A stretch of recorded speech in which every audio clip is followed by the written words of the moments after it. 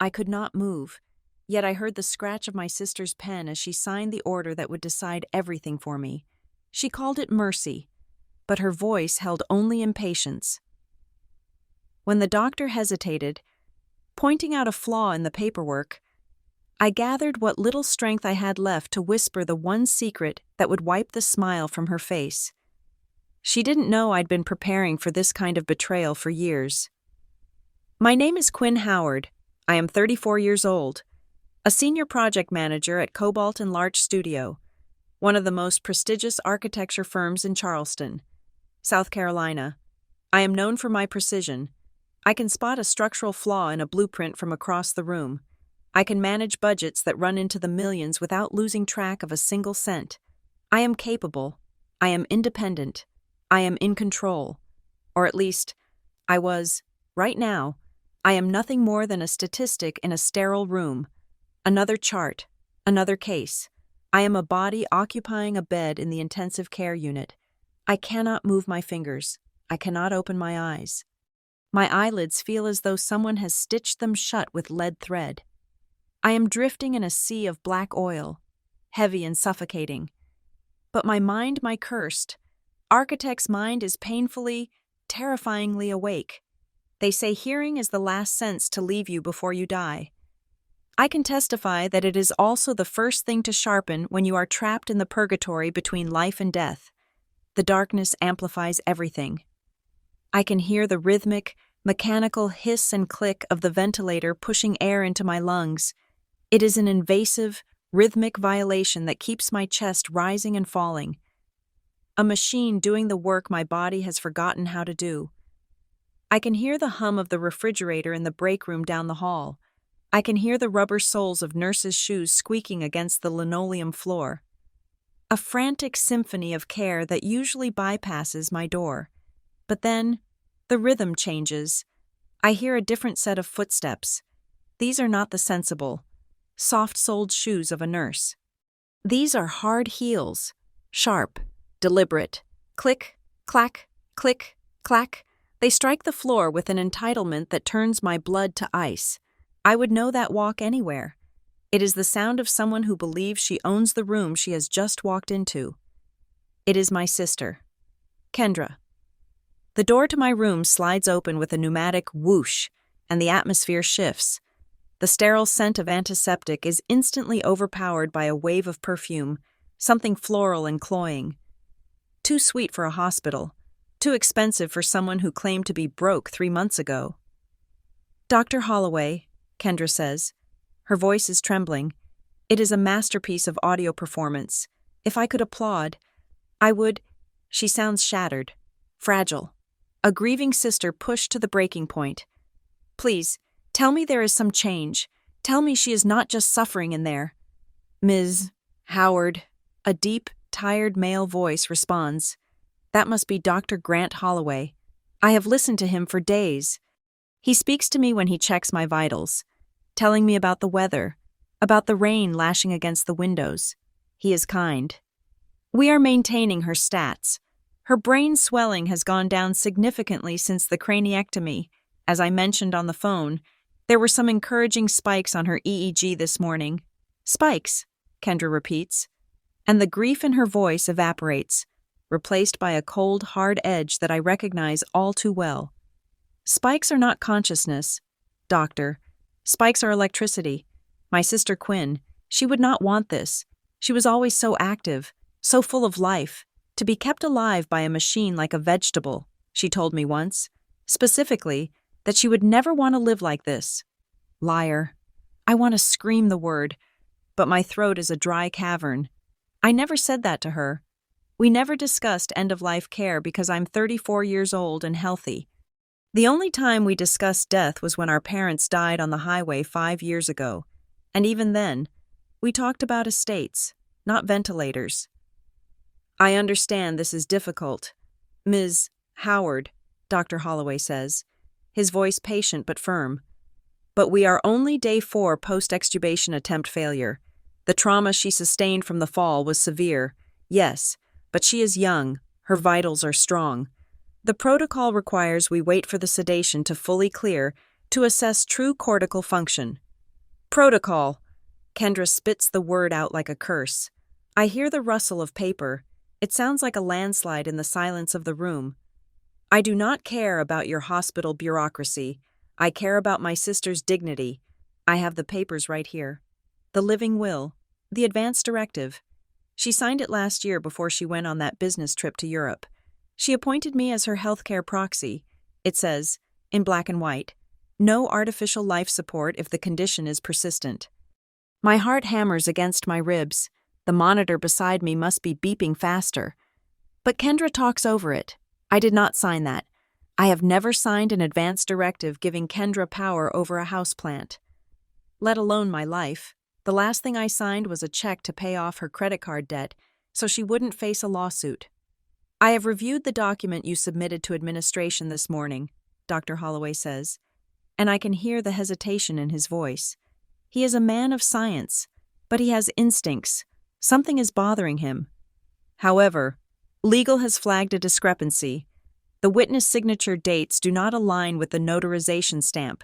It is a clerical error, perhaps, but until it is cleared, it is a typo. Kendra's voice rises, shrill and desperate. You are going to keep her hooked up to these tubes because of a typo. Look at her.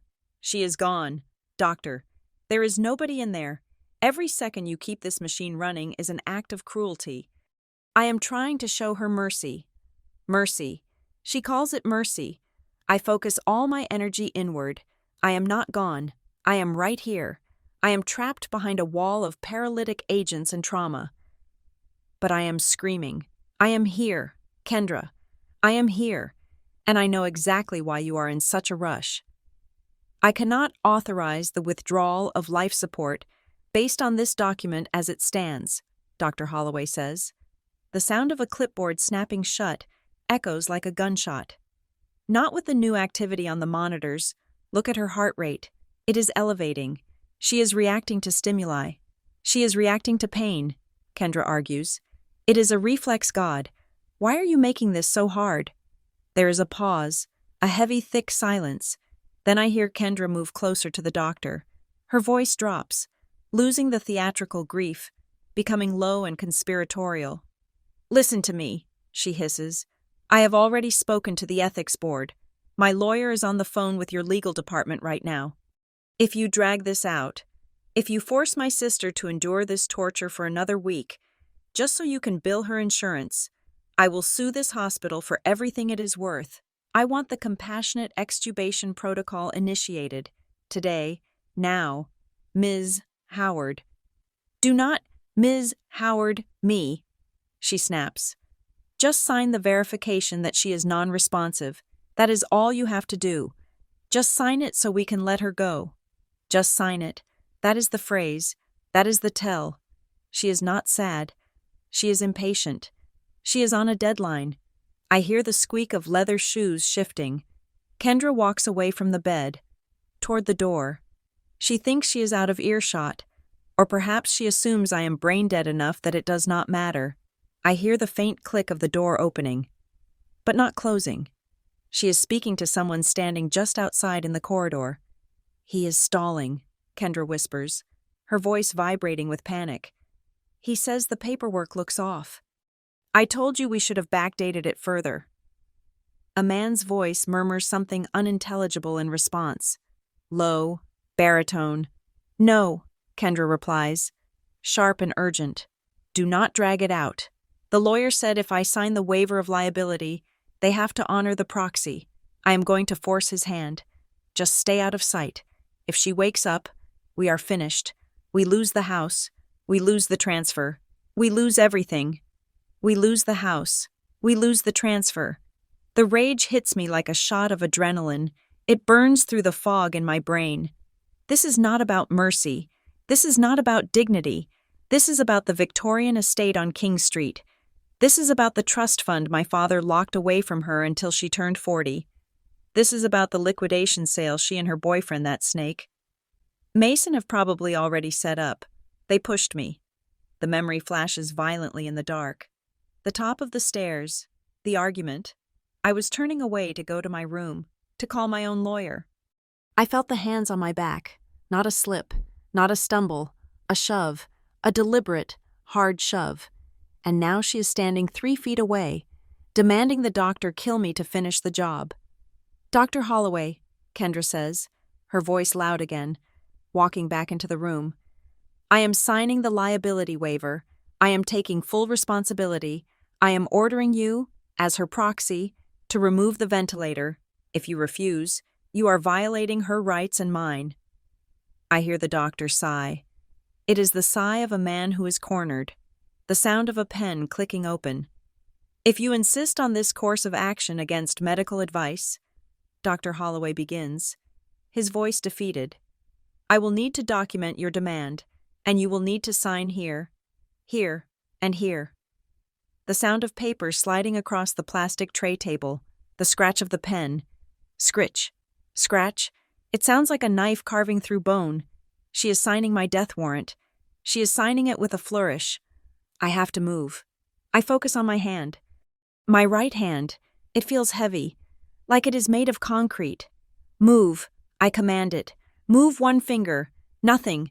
Move." I scream inside my skull. If you do not move now, you never will. I feel a flicker, a tiny spark of neural connection firing down my spine, bypassing the damage, finding the nerve. "There," Kendra says, the relief in her voice sickeningly sweet. "It is done. Please, doctor, let her rest." "Very well," Dr. Holloway says. His voice is heavy with resignation. "Nurse, prepare the tray for extubation. We will switch to comfort measures only. Morphine drip to maximum." I hear the nurse moving, the clatter of metal instruments on a tray. The beeping of the monitor is getting faster. They think it is distress. It is fury. I cannot let her win. I cannot die like this, leaving her with my money and the story that I was a tragic accident. I need to wake up. I need to open my eyes. I channel every ounce of rage, every memory of betrayal, into my eyelids. They feel glued shut. I push. I strain. The darkness begins to tear. A sliver of light, harsh, blinding, white light seeps in. It burns. It hurts more than the fall. "Wait," the nurse says. Her voice is sharp. "Doctor, look at her eyes." The room goes silent. The scratching of the pen stops. I force them open. The light is agonizing, a physical assault on my retinas. The room blurs, swimming in a haze of white and sterile blue. Shapes resolve into people. The doctor, tall and graying, looking down at me with shock. The nurse, her hand frozen halfway to the control panel of the ventilator. And Kendra. She is standing at the foot of the bed. Her face is pale, her eyes wide with a terror that has nothing to do with concern. She looks like she has seen a ghost. I am a ghost. I am the ghost she created. Come back to haunt her. My throat is raw. The tube is gone. No. Wait. They had me on a trial setting. A mask. Or perhaps in my fury I do not feel the plastic. No. The tube is there, choking me. But I need to speak. I need to make a sound that proves I am not a vegetable. I gag. A violent, convulsing spasm that racks my entire broken body. "She is gagging," the nurse shouts. "Suction! Get the suction!" "She is fighting the tube," Dr. Holloway yells. "She is awake. Get it out now." Chaos erupts. Hands are on me, the terrible pressure in my throat, the feeling of being pulled inside out. And then, a rush of cold air, a cough that feels like it tears my chest open. The world spins. I gasp. A sound like a rusted hinge. The air burns my lungs. My tongue feels like sandpaper. "Quinn," Kendra whispers. It is a terrified question. "Quinn, can you hear me? Oh my God. Doctor, is she brain damaged? Is she seizing?" She is trying to control the narrative even now. She wants them to think this is a spasm, a death throw. I lock my eyes on hers. My vision is blurry, but I can see the fear radiating off her. She knows. She knows that I know. I swallow the panic lodged in my throat like grit. I have one breath, one chance to stop the pen from touching the paper again. I can't waste it on screaming. I can't waste it on naming what she's trying to do. Not yet. That comes later. I need to say the one thing that tells her the game is over. The one thing that proves I saw everything. I open my mouth. The sound that comes out is barely human. A rasping croak. But in the dead silence of the room, it lands like a thunderclap. "Grandfather clock," I wheeze. Kendra flinches, as if I've slapped her. Her hand flies to her mouth. I drag in another tortured breath, my eyes boring into hers. "Foyer," I whisper, the word cutting through the air. "Uploaded to cloud." The room freezes. The doctor looks from me to Kendra. The nurse stops adjusting the IV. They don't understand the words. Not really. To them, it might sound like the ramblings of a confused trauma patient, but Kendra understands. I see the color drain from her face completely, leaving her looking like a wax figure. Her knees buckle slightly. She knows the grandfather clock in the foyer. She knows what happened in front of it, and she knows exactly what cloud means. She thought she had erased the footage. She thought destroying the camera was enough. She did not know about the backup. She did not know I prepared for the day I would be betrayed. I let my head fall back against the pillow, exhausted, my chest heaving, but I do not close my eyes. I keep them fixed on her. "Doctor," Kendra stammers, her voice high and thready. "She is hallucinating. The drugs. She does not know what she is saying. You should sedate her, for her own good." Step away from the patient. "Ms. Howard," Dr. Holloway says. His voice has changed. It is no longer the voice of a tired doctor explaining protocol. It is the voice of a man who has just realized a crime is in progress. "Nurse Rourke, call security and get the chart. We are locking this room down." Kendra takes a step back, her eyes darting to the door where her accomplice is waiting. But it is too late. The pen has dropped from her hand. The paper is unsigned, and I am awake. The atmosphere in the room shifted instantly. It was no longer a place of healing, nor was it a deathbed. It had transformed into a battleground. Dr. Holloway did not look at my sister. His attention snapped to the head nurse. Dana Rourke. He made a sharp, cutting motion with his hand, a gesture that sliced through the thick tension in the air. "Nurse Rourke," he said, his voice dropping an octave, becoming hard and absolute. "Cancel the extubation protocol immediately. Lock out the ventilator controls. I want a full vitals panel running, and I want the logs from this machine secured. Nobody touches this panel but you or me. Is that understood?" "Understood, Doctor," Nurse Rourke replied. She was a woman built like a fortress, with broad shoulders and eyes that had seen everything a trauma ward could offer. She moved between the bed and the rest of the room, planting her feet on the linoleum like she was setting a foundation. She was shielding me. Kendra let out a sound that was half gasp, half shriek. The mask of the grieving sister slipped, revealing the snarling creature beneath. "What are you doing?" Kendra demanded, her voice rising to a pitch that grated against my sensitive ears. "You heard her. That was nonsense. It was a spasm. She is delusional. You cannot stop the procedure based on the mumbling of a brain-damaged woman." "She is responsive.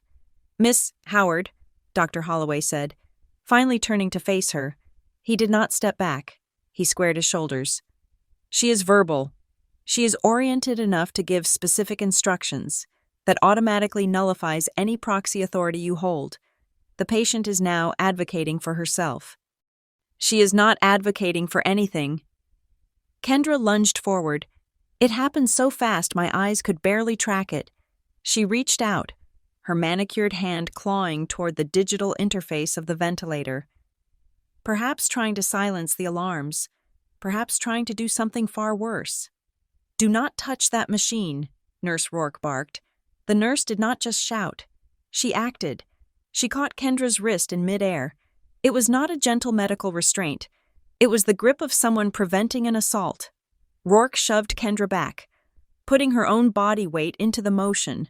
Kendra stumbled, her heels skidding on the polished floor, and she collided with the rolling tray table, sending plastic cups and gauze packets scattering across the room. "Get your hands off me," Kendra screamed. her face flushing a deep, blotchy red. "I am her sister. I am her legal guardian. I will have your license for this. I will sue this entire hospital into the ground." "Code Gray to ICU Room 4. Nurse Rourke spoke into the comms badge clipped to her scrub top. Her voice was calm, contrasting sharply with the violence of her movement. "I have a combative family member, requesting immediate security assistance." I watched from the bed, my chest heaving with the effort of simply existing.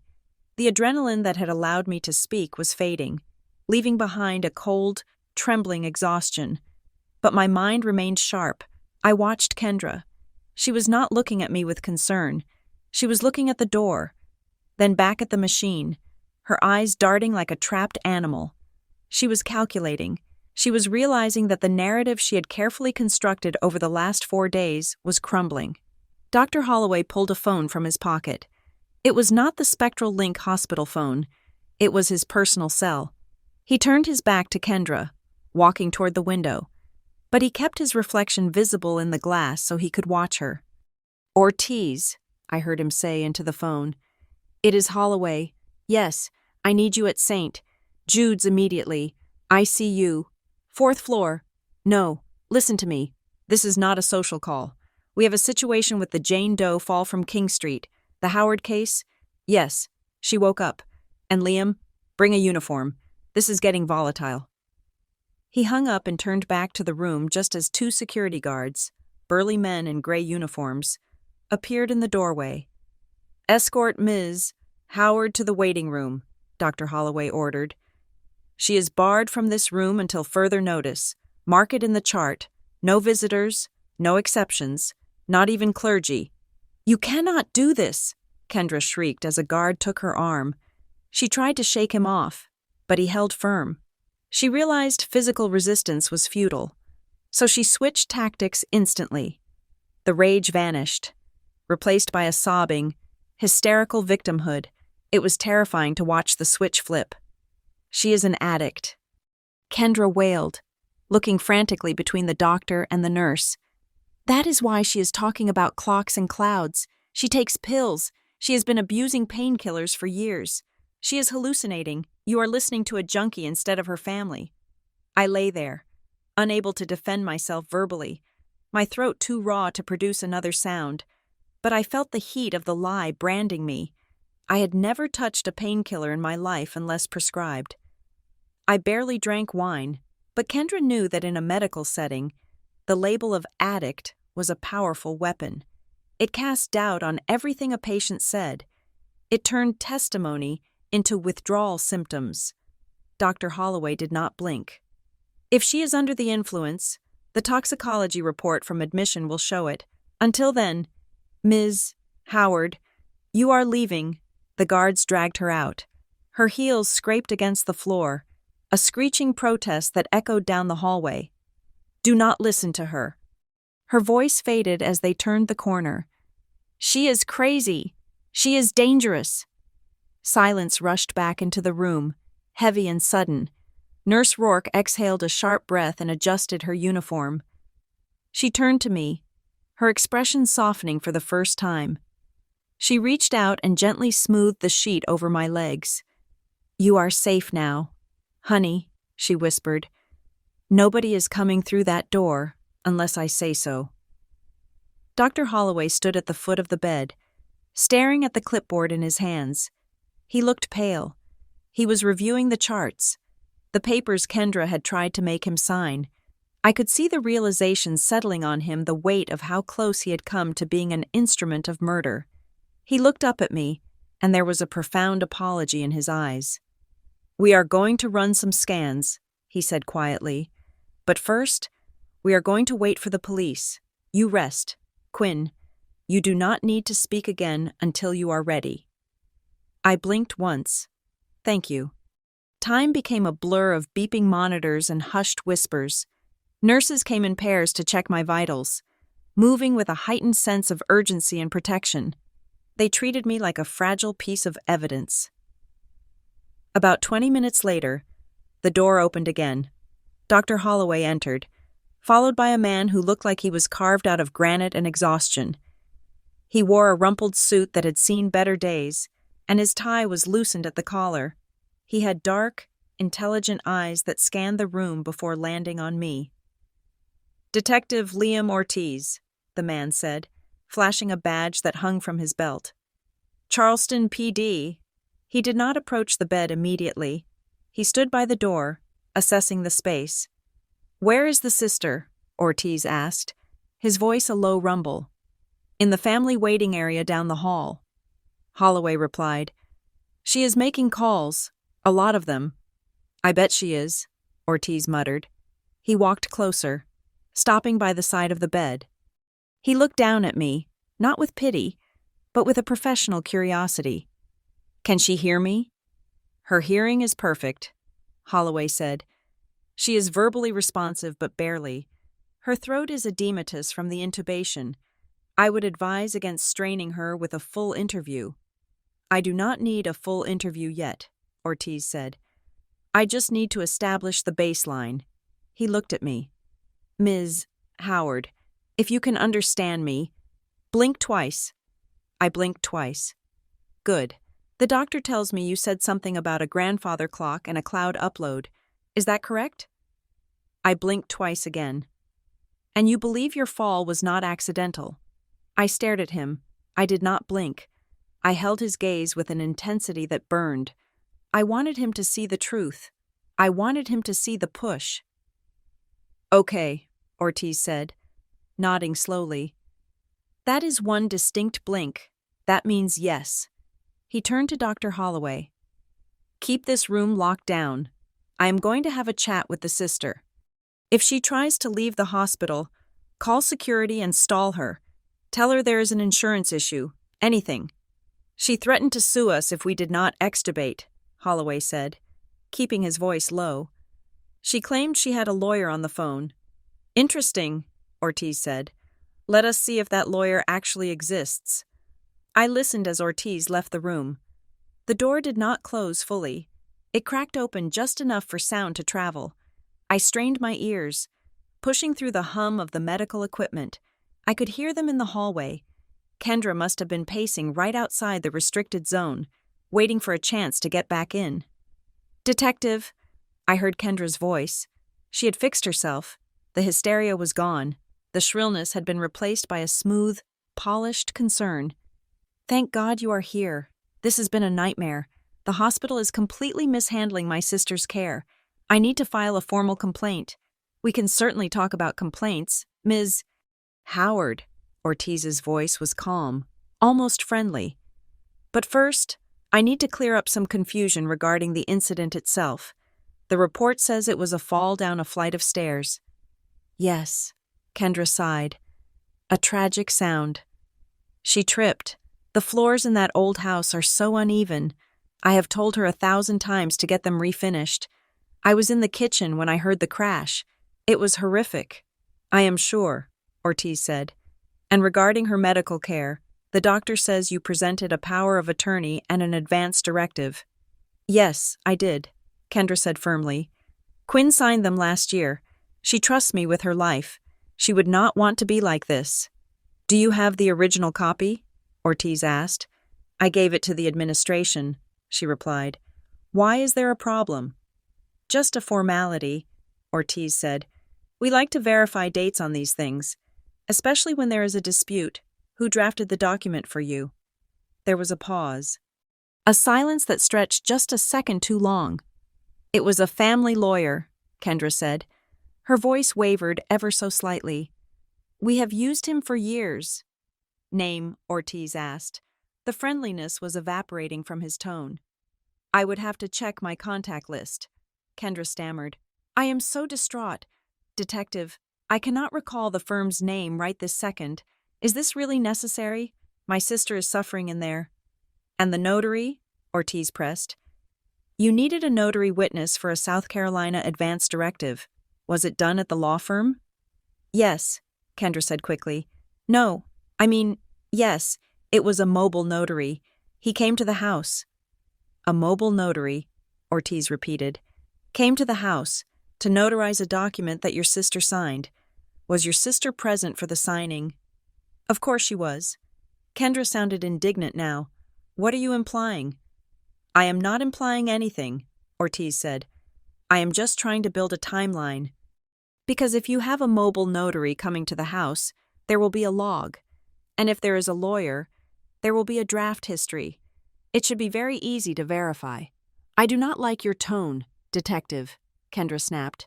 I am the victim here. My sister is dying, and you are interrogating me about paperwork. Your sister is not dying, Ms. Howard, Ortiz said. His voice was cold steel. She is awake, and she is talking. She is hallucinating, Kendra cried out, falling back on her rehearsed line. She is on drugs. We will see, Ortiz said. But for now, I am going to ask you to stay in the waiting area. Do not leave the floor. Do not leave the building. Am I under arrest? Kendra challenged. She knew the law. She knew her rights. No, Ortiz said, but you are a material witness to a suspicious injury, so if you leave, I will put out a bulletin. Do we understand each other? I heard the sharp click of Kendra's heels turning away. She was not walking toward the waiting room. She was retreating to a corner to make a panicked phone call. Ortiz walked back into my room. He looked at Dr. Holloway, and the look they exchanged was chilling. It was a look that bypassed the need for spoken language. That woman, Ortiz said, pointing a thumb over his shoulder toward the door, is lying through her teeth. She does not have a lawyer, or if she does, it is not a legitimate one. People who use real lawyers do not forget their names. He walked over to the window, peering through the blinds. She mentioned a mobile notary, Ortiz murmured, more to himself than to us. That is specific. That is a detail you give when you are trying to make a lie sound true. But you actually give away the mechanism of the fraud. He turned back to me. Ms. Howard, Ortiz said, I am going to place a uniformed officer outside this door, 24 hours a day. Nobody comes in without ID. Nobody comes in with a bag. If your sister tries to enter, she will be stopped. If she tries to take you out of here, she will be stopped. He leaned in closer. You said grandfather clock and foyer. I am going to get a warrant for your house. I am going to find whatever you were trying to tell us about. But I need you to hang in there. Can you do that? I looked at him. I thought about the camera hidden in the brass casing of the clock face. I thought about the file uploading to the secure server while I lay bleeding on the marble floor. I thought of Kendra and Mason standing over me, waiting for the upload to finish, thinking they were just waiting for me to pass out. I blinked once. Yes. Good, Ortiz said. He straightened up and adjusted his jacket. Doctor, keep her alive. This is not an accident investigation anymore. It is an attempted murder investigation. The silence in my hospital room was heavy, but it was nothing compared to the silence that descended on our family 5 years ago. Lying there, staring at the ceiling tiles while the police officer stood guard outside my door, my mind drifted back to the beginning of the end. To understand why my sister wanted me dead, you have to understand that she did not just want my life. She wanted the life she felt she had been denied. It started on a rainy Tuesday in November, the night the highway patrol knocked on our door to tell us that our parents were never coming home from their charity gala. They had been the golden couple of Charleston. My father was a quiet, sturdy man who built a real estate empire on handshakes and integrity. My mother was the charm, the hostess who could smooth over any zoning dispute with a smile and a glass of sweet tea. When their sedan hydroplaned off the interstate, the entire town mourned. There were candlelight vigils. There were articles in the paper calling it the end of an era. But for Kendra and me, it was the beginning of a war. The reading of the will took place 2 weeks after the funeral in the mahogany-paneled office of our family attorney. I remember the smell of old leather and dust. I remember Kendra wearing a black dress that was slightly too short, her leg bouncing nervously beneath the table. She was 29 then, and I was 27. But in that room, the dynamic shifted permanently. Our parents left us everything. The portfolio was substantial. There was the house on King Street, a Victorian masterpiece with wraparound porches and a history that dated back to the Civil War. There were commercial properties downtown, and there was the trust fund, a massive reservoir of liquid capital meant to secure our futures. However, there was a condition. My father knew us. He knew that I was the builder, the planner, the one who saved her allowance and categorized her books, and he knew Kendra was the dreamer, the wild one, the one who saw money not as a tool for stability, but as a ticket to excitement. By the time she was 25, Kendra had already burned through 3 failed business ventures, a boutique that never opened, a cosmetic line that turned out to be a pyramid scheme, and a cryptocurrency investment that vanished overnight. She had racked up $50,000 in credit card debt, which my father had quietly paid off to keep the family name clean. So, the will was specific. I was named the sole trustee of the Howard Family Trust. I was also given the deciding vote on all real estate assets. Kendra was to receive a generous monthly stipend enough to live comfortably in an upper-class neighborhood, drive a luxury car, and never work a day in her life if she chose not to. But she could not touch the principal. She could not liquidate the properties. She could not access the bulk of the cash without my written approval, and that approval was contingent on her demonstrating fiscal responsibility and stability for a period of 24 consecutive months. When the lawyer finished reading that clause, Kendra did not cry. She went still. Then she looked at me with an expression I had never seen before. It was not anger, it was hatred, pure, distilled hatred. "You knew," she hissed at me across the table. "You made them do this. You manipulated them." "I did not know," I replied, my voice shaking. "Kendra, this is for your protection. Dad wanted to make sure you were safe." "Safe," she spat. "He made you my mother. He made my little sister my warden." Over the next 5 years, I tried to be fair. I paid her bills. I approved reasonable requests for travel and car repairs, but I became the gatekeeper. Every time she wanted to invest in a sure thing, she had to come to me. And every time, I had to be the one to point out the flaws in the business plan, the lack of market research, the inevitable risk. She stopped calling me Quinn. She started calling me the bank, or Mother Superior. Then, 6 months ago, Mason Vale walked into our lives. He met Kendra at a gallery opening downtown. He was charming. I will give him that. He was tall, with the kind of perfectly styled hair and tailored suits that suggest old money. Even if the fabric is a little too shiny under the lights, he told Kendra he was a venture capitalist. He told her he specialized in distressed assets and high-yield luxury developments. When Kendra introduced us, he kissed my hand. His skin was dry, and his grip was just a fraction too tight. But it was his eyes that unsettled me. They were a pale, watery blue, and they did not smile when his mouth did. He scanned the living room of the King Street house not with appreciation for its beauty, but with the appraising stare of an auctioneer. He asked questions that were polite on the surface but invasive underneath. How much is the annual property tax? Is the deed held in a trust or an LLC? Who handles the insurance? Kendra was smitten. For the first time in years, she looked happy. She told me Mason understood her. She said he saw her potential, not just her past mistakes. Then came the dinner. It was 3 weeks ago. Kendra insisted on cooking, which was rare. She set the long dining table with our grandmother's silver. She lit candles. The atmosphere was forced, like a stage play of a happy family. We ate roast chicken and drank wine, and Mason told stories about his successes in Miami and Dubai. He name-dropped architects I respected and developers I knew by reputation. When the coffee was served, the mood shifted. Mason placed a heavy, leather-bound folder on the table. "Quinn," he said, his voice smooth as oil. "Kendra and I have been working on something, a legacy project, something that will finally allow Kendra to stand on her own 2 feet and prove to you, and to your parents' memory, that she is a capable businesswoman." He opened the folder. It was a prospectus for something called the Azure Marina and Resort. The brochures were glossy and beautiful. They showed computer-generated images of a sparkling harbor, luxury condos, and high-end retail spaces. It looked impressive. "We have the land rights secured in North Carolina," Mason explained. "We have the permits pending. The initial investors are already on board. But we have a small gap in the bridge financing. We need a liquidity injection to lock in the contractors before the prices rise next quarter. How much? I asked, keeping my face neutral. Mason smiled. We only need $250,000. It is a loan. Quinn, not a gift.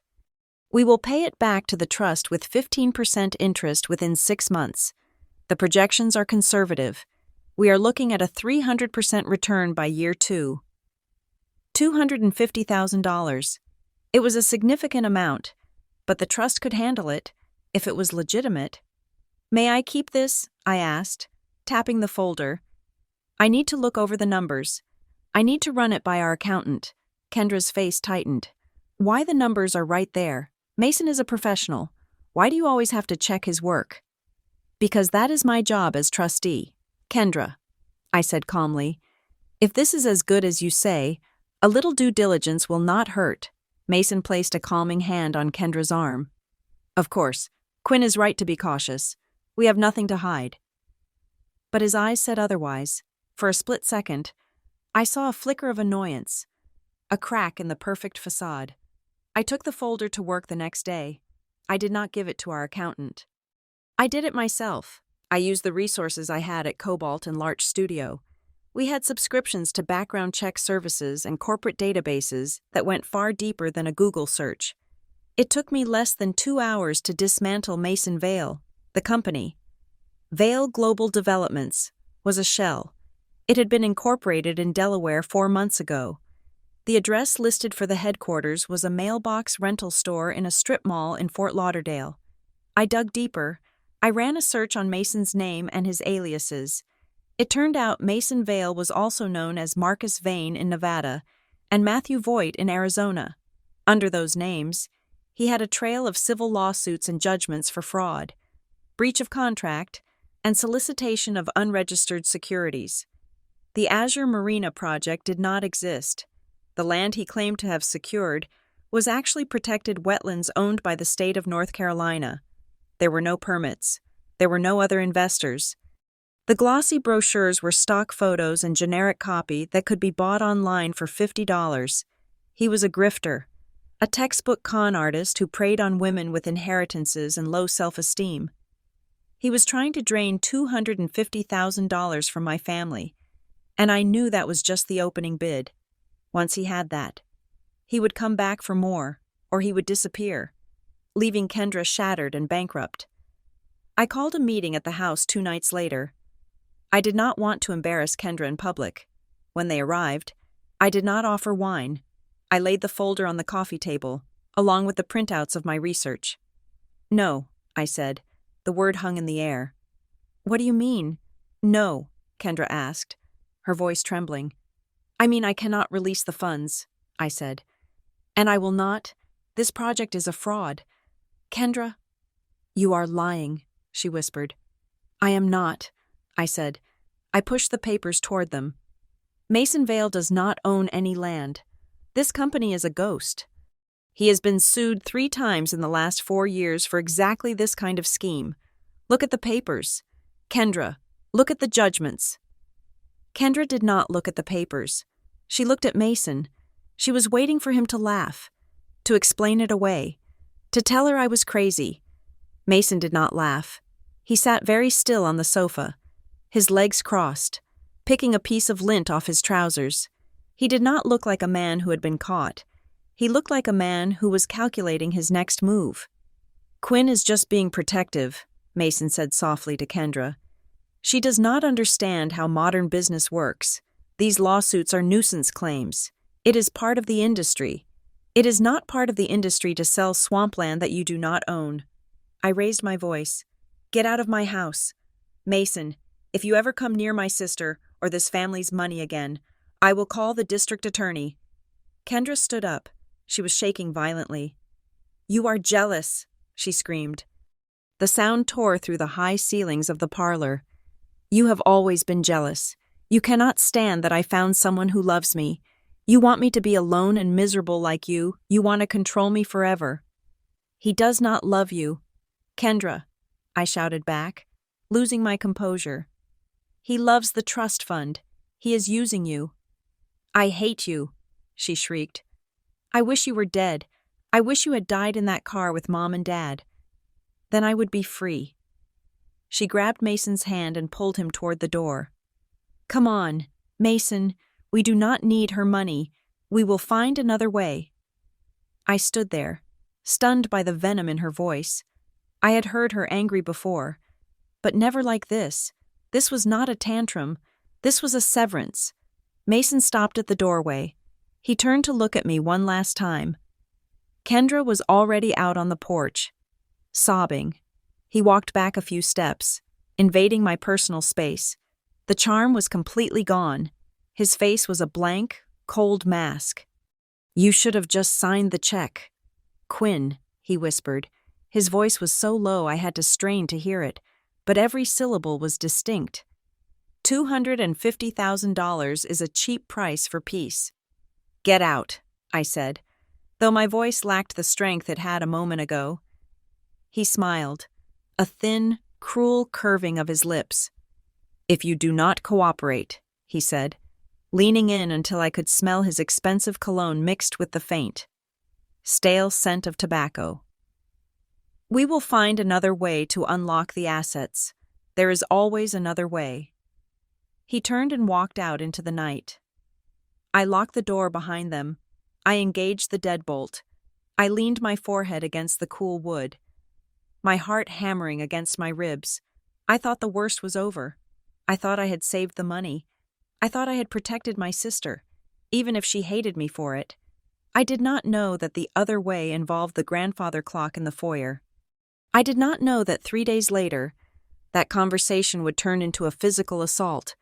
And I certainly did not know that Mason Vale had already looked up the terms of the trust to see what would happen to the principal if the trustee were to die or become incapacitated.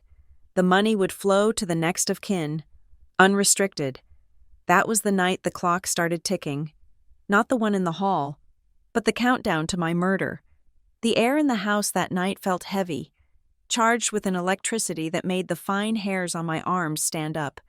After Kendra and Mason left, I had locked the door, engaging the heavy brass deadbolt that had protected this house for 60 years. I checked the windows. I turned off the porch lights. I did everything a sensible woman living alone does to feel secure, but the feeling of dread would not leave me. It sat in the pit of my stomach, cold and hard like a swallowed stone. I told myself it was just the adrenaline from the argument. I told myself it was the lingering scent of Mason's cheap tobacco and Kendra's desperate perfume that was making me nauseous. But deep down, my instincts were screaming. I was a project manager. My brain was wired to predict risks, to see structural failures before the roof collapsed. And right now, my internal alarm system was blaring that the foundation of my safety had just cracked. I poured myself a glass of water in the kitchen, my hands trembling slightly. I needed to sleep. I had a site visit at 8 in the morning. I needed to put the image of my sister's twisted, hateful face out of my mind. I turned off the kitchen lights and walked toward the foyer. The house was silent, save for the rhythmic, deep tock-tock-tock of the grandfather clock standing sentinel at the base of the stairs. It was a massive piece, mahogany and brass, standing 7 feet tall. It had been my father's pride and joy. I usually found the sound comforting, a heartbeat for the home. Tonight, it sounded like a countdown. I placed my foot on the first step of the grand staircase. The runner was thick wool, dampening my footsteps. I reached for the banister, the polished wood cool under my palm. I did not hear the door open. I did not hear footsteps behind me. The only warning I got was a sudden shift in the air pressure at my back, a displacement of space that registered a fraction of a second too late. I started to turn, my mouth opening to ask, "Who is there?" I never got the words out. 2 hands slammed into the small of my back. It was not a shove of passion. It was not a clumsy stumble or a brush past. It was a calculated, forceful drive, executed with the kinetic energy meant to maximize damage. I felt the heels of the palms dig into my spine, and then I was airborne. The world dissolved into a blur of spinning motion. My hand snatched at the banister, but my fingers slipped off the polished wood. Gravity, usually a constant, became a violent enemy. I did not scream. My breath was trapped in my lungs. I hit the marble floor of the foyer not with a thud, but with a crack. It was a dry, snapping sound, sickeningly loud in the quiet house. It sounded like a dry branch stepping on a winter hike, or a piece of celery breaking in half. It took my brain a terrifying second to realize that sound had come from inside my own neck. My head rebounded off the stone, then silence. The darkness was absolute for a moment. A velvety black curtain that dropped over my consciousness. I floated there, weightless, pain-free. It would have been easy to stay there. It would have been peaceful. But then the pain arrived. It started as a spark at the base of my skull and exploded into a white-hot supernova that seared down my spine. I tried to gasp, to pull air into my lungs, but my chest refused to expand. It felt as though an elephant was standing on my ribcage. I opened my eyes. The foyer was spinning. The crystal chandelier above me looked like a kaleidoscope of blurry light. I tried to push myself up. I sent the command to my arms. Push. Nothing happened. I sent the command to my legs. Move. Nothing. Panic.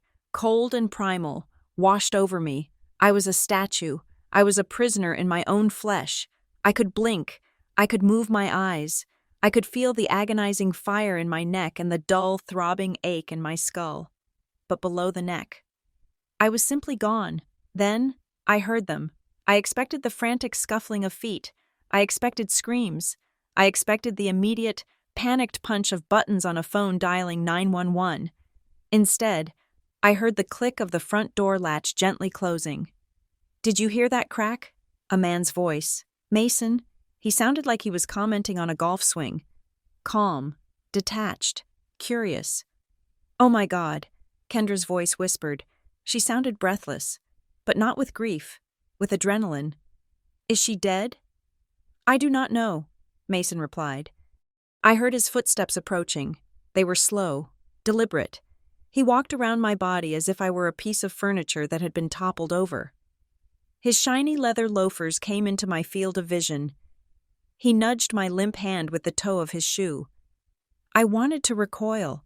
I wanted to grab his ankle and twist it, but my hand just lay there, a dead thing on the cold marble. "Her eyes are open," Mason observed. "She is blinking. She is awake." Kendra's voice pitched up, trembling. "Mason, we have to call the ambulance. We have to call right now. If she is awake, she saw us. She knows." "Quiet," Mason hissed. He squatted down next to me. His face swam into focus. He looked at me with the same cold appraisal he had used on the house. He did not check my pulse. He did not check my airway. He just watched me struggle to take shallow, rasping sips of air. "She cannot talk," Mason said softly. Standing back up. "Look at her chest. She is paralyzed. Kendra, high cervical trauma. Probably C3 or C4. She is drowning in her own body." "Mason, we have to call," Kendra pleaded, but she did not move toward the phone. She stayed back, hovering in the shadows near the door.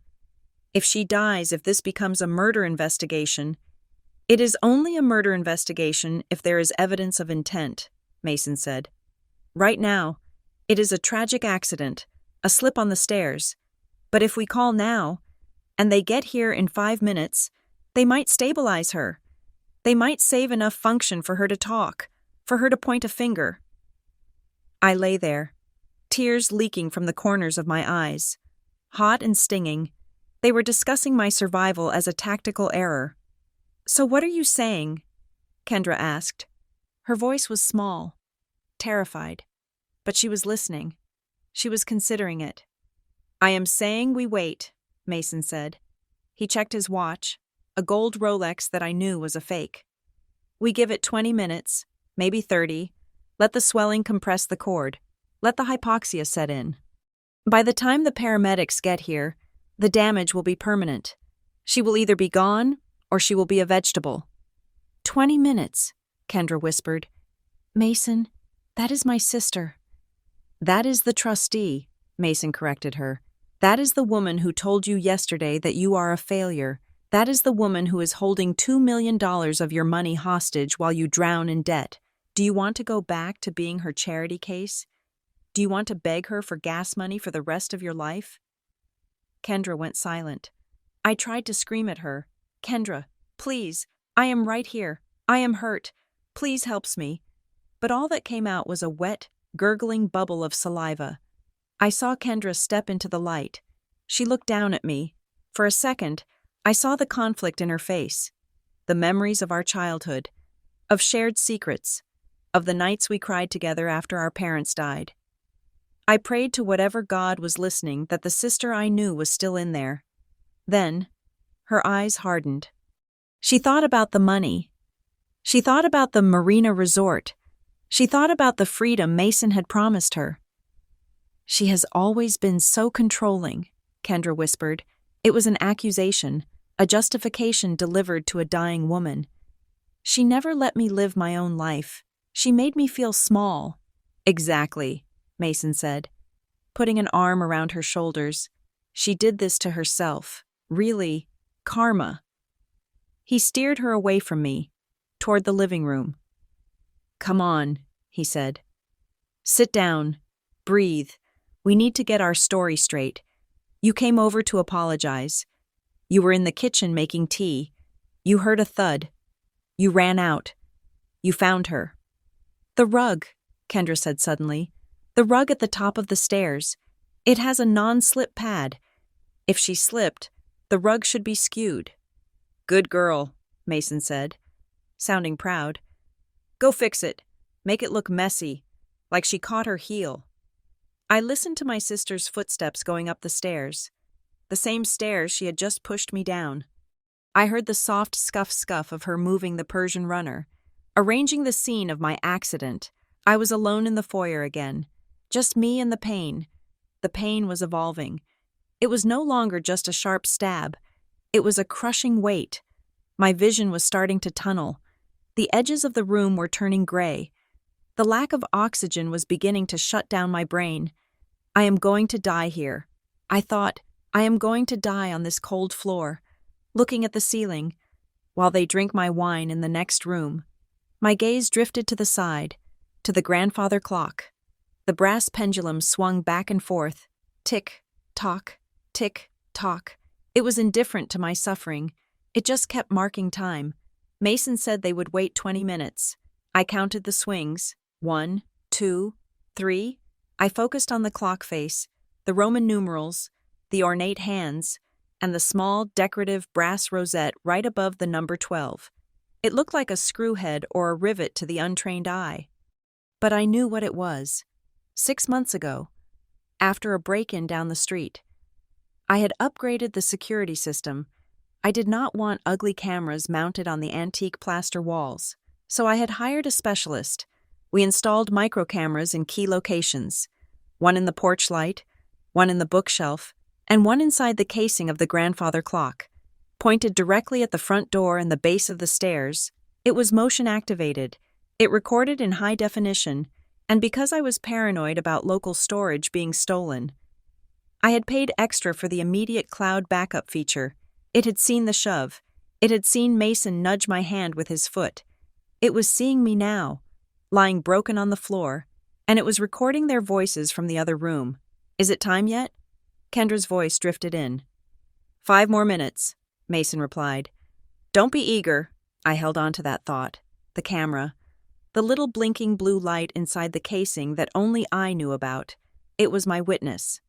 It was my revenge. If I died, the footage would be there. But if I died, who would check it? Who would know to look past the tragic accident narrative I had to live? I had to survive this waiting game. I forced myself to take small, shallow breaths. I conserved every ounce of oxygen. I fought the black wave that tried to pull me under. Tick, tock, finally, after what felt like an eternity. Mason walked back into the foyer. He knelt down again. He placed 2 fingers on my carotid artery.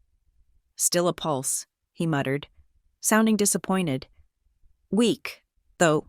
Breath is shallow. She is cyanotic. Blue lips." "We have to call now," Kendra said, panic rising again. If she dies before the ambulance gets here, it looks suspicious that we waited. Fine, Mason sighed. Make the call. Remember hysterical, screaming, you are the grieving sister.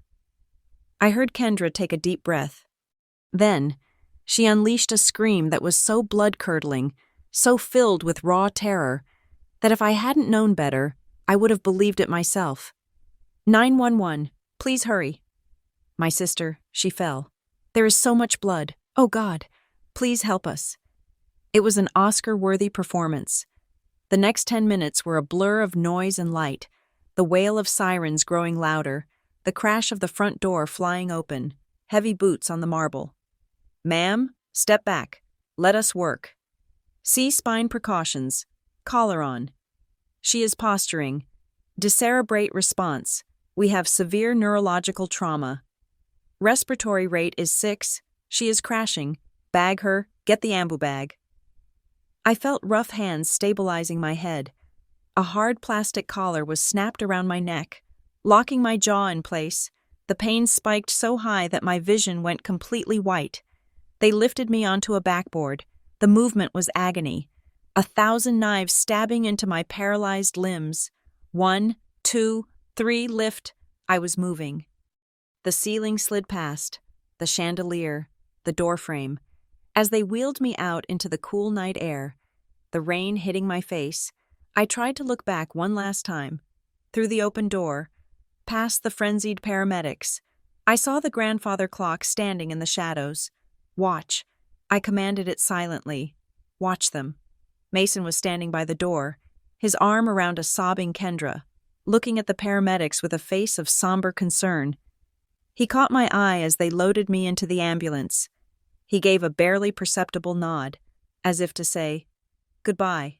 Quinn, the door slammed shut. The engine roared.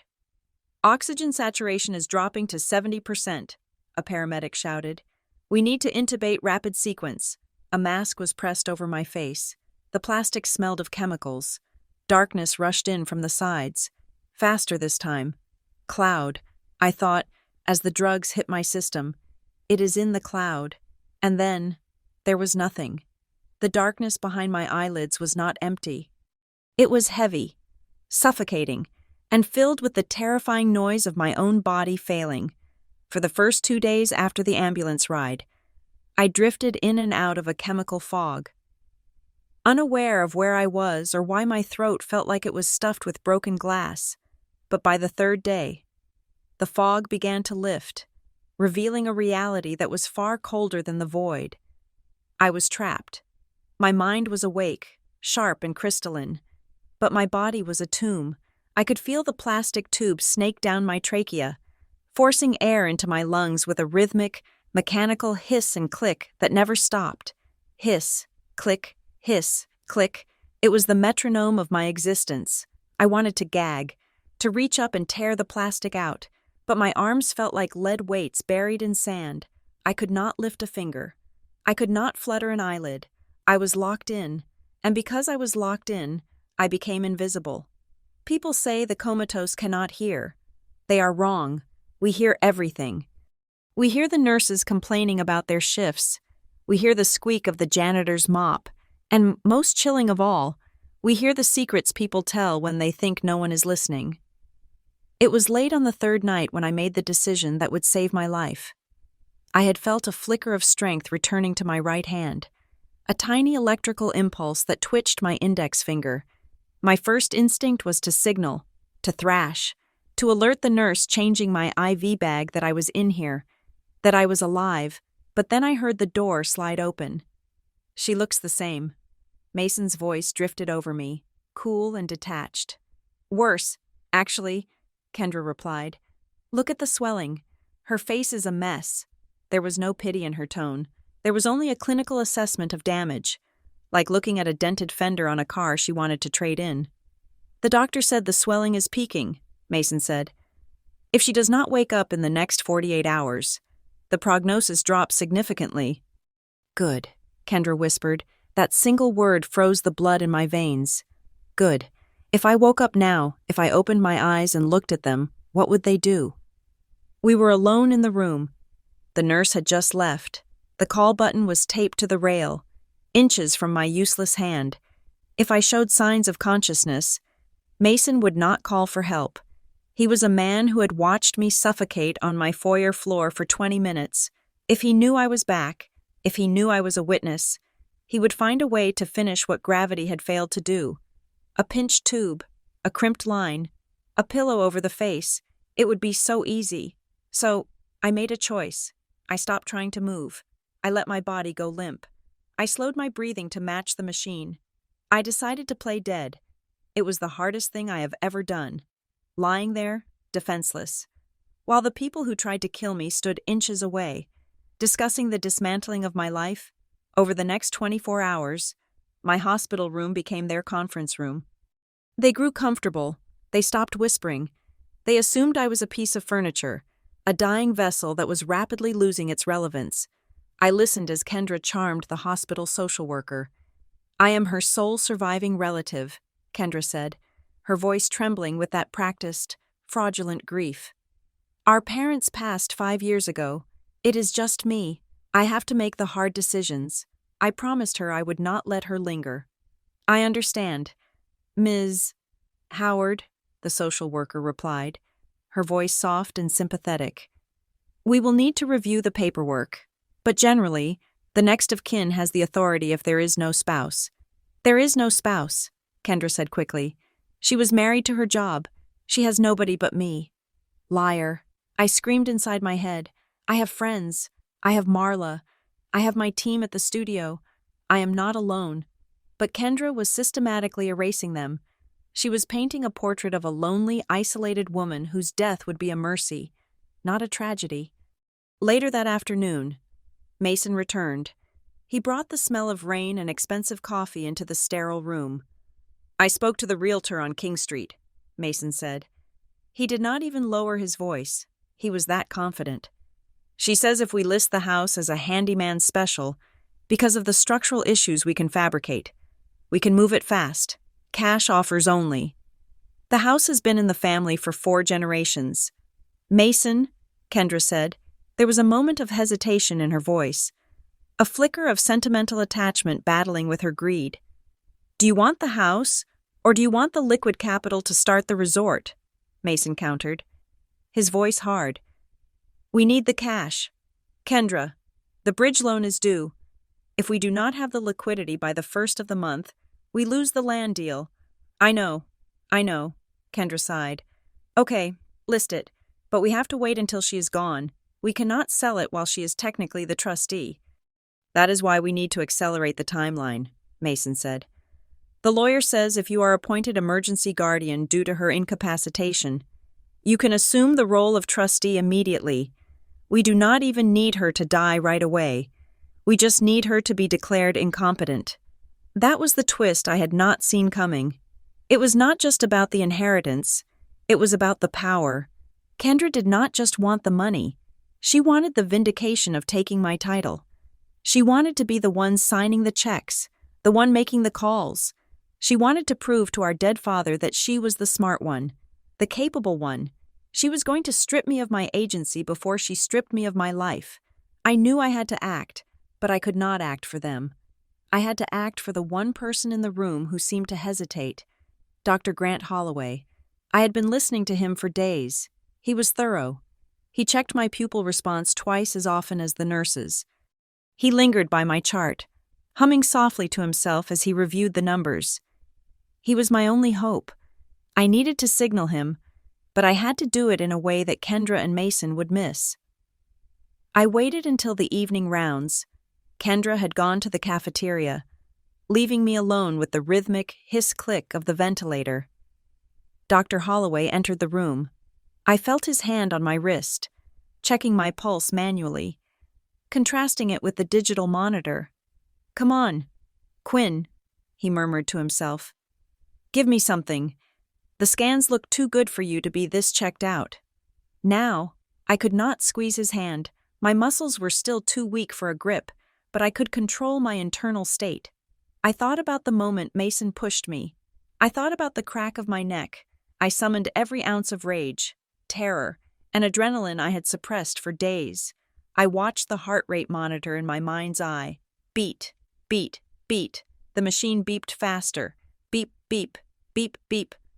My heart rate jumped from a steady 70 to 110 in the span of 10 seconds. "Hello?" Dr. Holloway said, his voice sharpening. He leaned over me, shining a penlight into my eyes. "Quinn, can you hear me?" I tried to focus my eyes. I could not open them fully, but I twitched my eyelids, rapidly, once, twice. "Nurse," Holloway called out, not shouting, but urgent. "I have tachycardia and eyelid flutter. Check the sedation levels. Is she coming out of it?" "She shouldn't be, doctor," the nurse replied. "The drip is constant. She is reacting to stimuli," Holloway said. "Talk to me. Quinn, squeeze my hand." I tried. God, I tried. I focused all my energy into my right index finger. I managed a microscopic tremor against his palm. "Did you feel that?" Holloway asked. "Feel what?" the nurse asked. A twitch, a voluntary movement. Just then, the door opened. Kendra walked in, holding a styrofoam cup. "What is happening?" she asked, her voice tight with instant suspicion. "Why is the machine beeping so fast? Is she in distress?" I immediately closed my mental gates. I thought of a calm ocean. I thought of silence. I forced my breathing to slow down, fighting the machine. The beeping slowed. Beep, beep, beep. "She spiked for a moment," Dr. Holloway said. Straightening up, he looked at me, then at Kendra. He looked confused. "Ms. Howard, I need to ask you something. When you talk to her, does she ever seem to respond? Changes in heart rate, breathing?" "No," Kendra said flatly. "Never. She's just gone. Why are you saying she is in pain?" "I am saying she might be more aware than she appears," Holloway said. "That is impossible," Kendra said, walking to the side of the bed. She placed her hand on my arm. Her touch was cold. "You said yourself the trauma was severe. Do not give me false hope, doctor. It is cruel." Holloway stared at her. "Most families beg me for hope, Ms. Howard. You seem very intent on extinguishing it." The silence that followed was electric. Kendra had overplayed her hand. She realized it instantly. "I just do not want her to suffer," she stammered, pulling her hand back. "I want peace for her. When do you think we can discuss the transition to comfort care?" the social worker said. "The social worker is not her physician," Holloway cut her off. "And right now, with that heart rate spike, I am not signing anything that authorizes withdrawal of care. Not yet." He walked out, taking the chart with him. Kendra stood by the bed, breathing hard. She was rattling. I could feel her anxiety radiating like heat. "You have to fix this," she whispered into her phone a moment later. "The doctor is getting suspicious. He won't sign the death certificate if he thinks she is in there." She put the phone on speaker and set it on the tray table while she rummaged in her purse. I heard Mason's voice, tinny and distorted, but clear enough. "Then we force his hand," Mason said. "I have the notary coming tonight. We are backdating the medical directive to 3 days before the accident. It gives you absolute power of attorney immediately upon incapacitation. No waiting period." "A notary?" Kendra whispered. "Mason, is that safe? What if they check?" "It is safe," Mason assured her. "I have a guy. He owes me. He will stamp it, sign it, and enter it into the state registry as if it happened last week. Once you hand that paper to the hospital administration, the doctor has no choice. It is a legal order. He has to pull the plug or he gets sued for battery." "Okay," Kendra breathed. "Okay. Bring it tomorrow morning. I cannot do another day of this. She scares me. Mason, sometimes I feel like she is watching me." "She is a vegetable." "Kendra, stop being paranoid. Just get the paper signed, and we are rich. Tomorrow, noon, it is over." The call ended. Tomorrow, noon. I had less than 24 hours. My mind raced. They were going to forge a medical directive. They were going to waive a legal document in front of the staff, one that claimed I wanted my sister to be my decision-maker, that I wanted my care simplified, that I consented to being transferred out of the ICU and into a facility where I couldn't fight back or be reached. Dr. Holloway was suspicious, yes, but he was a man of medicine, not a lawyer. If they presented something that looked court-recognized and properly executed, his hands would be tied. He would have to follow it. He would have to sign the orders and let them take control. I needed to wake up. I needed to speak. But more importantly, I needed ammunition. I needed to remember. I spent the long, terrifying hours of the night doing the only thing I could do. I accessed the file cabinets of my brain. I visualized the grandfather clock. I visualized the small brass panel on the back of the mechanism. I visualized the setup screen of the security software I had installed. Username: Q_Howard_Arch. Password: Cobalt Blue. 1990. Backup server: Cloud Node -7. Two-factor authentication, disabled for emergency upload. I repeated these details over and over, grinding them into my memory. The drugs they gave me for pain made my thoughts slippery, like trying to hold on to wet soap. Every time I drifted towards sleep, I forced myself back. Grandfather clock, foyer, cloud, mason, push. I built a sentence, a weaponized sentence. I knew I would only have seconds of strength. I knew that once the tube was out, my vocal cords would be atrophied and swollen. I would not be able to give a speech. I would not be able to explain the whole plot.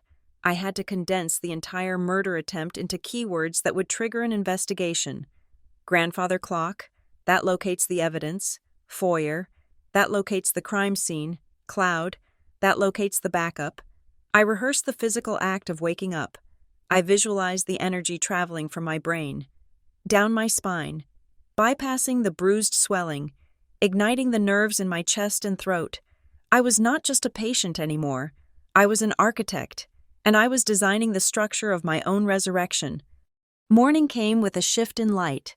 The gray dawn turned into the harsh, bright fluorescent glare of the day shift. I heard the clack, clack, clack of Kendra's heels around 10 in the morning. She was early. She sounded energized. "I have the documents, Doctor," she announced the moment Holloway entered on his rounds. "My lawyer found the original copy. It was in her safe deposit box. I brought it straight here."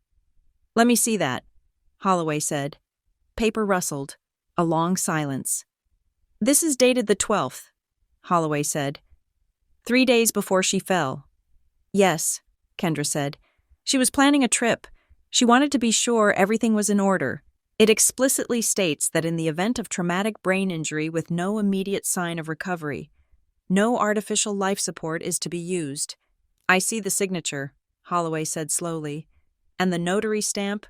"It is binding, Doctor," Kendra said, her voice dropping to that dangerous, threatening level. "I have the liability waiver ready. I want the ventilator removed. Today. I need to verify this with legal," Holloway said. "Legal has already seen a digital copy," Kendra bluffed. "They said it looks standard. Stop stalling. My sister's suffering. End it." I felt the doctor hesitate. He was cornered. The paper looked real. The stamp looked real. He had no medical proof that I was in there, other than a fleeting heart rate spike. "Fine," Holloway said, his voice heavy with defeat. "We will initiate the protocol." That was my cue. I did not wait for them to touch the machine. I did not wait for the morphine. I waited for the sound of the pen, the sound of the final signature that would seal my fate. And then, I began to scream inside my own head, pushing against the darkness, pushing against the paralysis, willing my eyes to tear open the curtain and burn them all with the truth. The game of playing dead was over. It was time to be very, very alive. The clock on the wall of my ICU room ticked past 2 in the afternoon. It was a digital clock, silent and red, unlike the heavy, rhythmic heartbeat of the grandfather clock that had presided over my attempted murder. The silence in the room was deceptive. It felt like the eye of a hurricane, while my body lay motionless, strapped to sensors and tubes. The machinery of justice had finally roared to life outside my door. Detective Ortiz did not waste time. Based on my few, rasping words, grandfather clock, foyer, Cloud, he had enough for probable cause. He had left the hospital with a grim determination, leaving a uniformed officer named Officer Miller stationed outside my door. Miller was young, with a buzz cut and a posture that suggested he took his orders very seriously. Every time a nurse approached, Miller checked their ID badge. It was the first time in 4 days I had felt truly safe.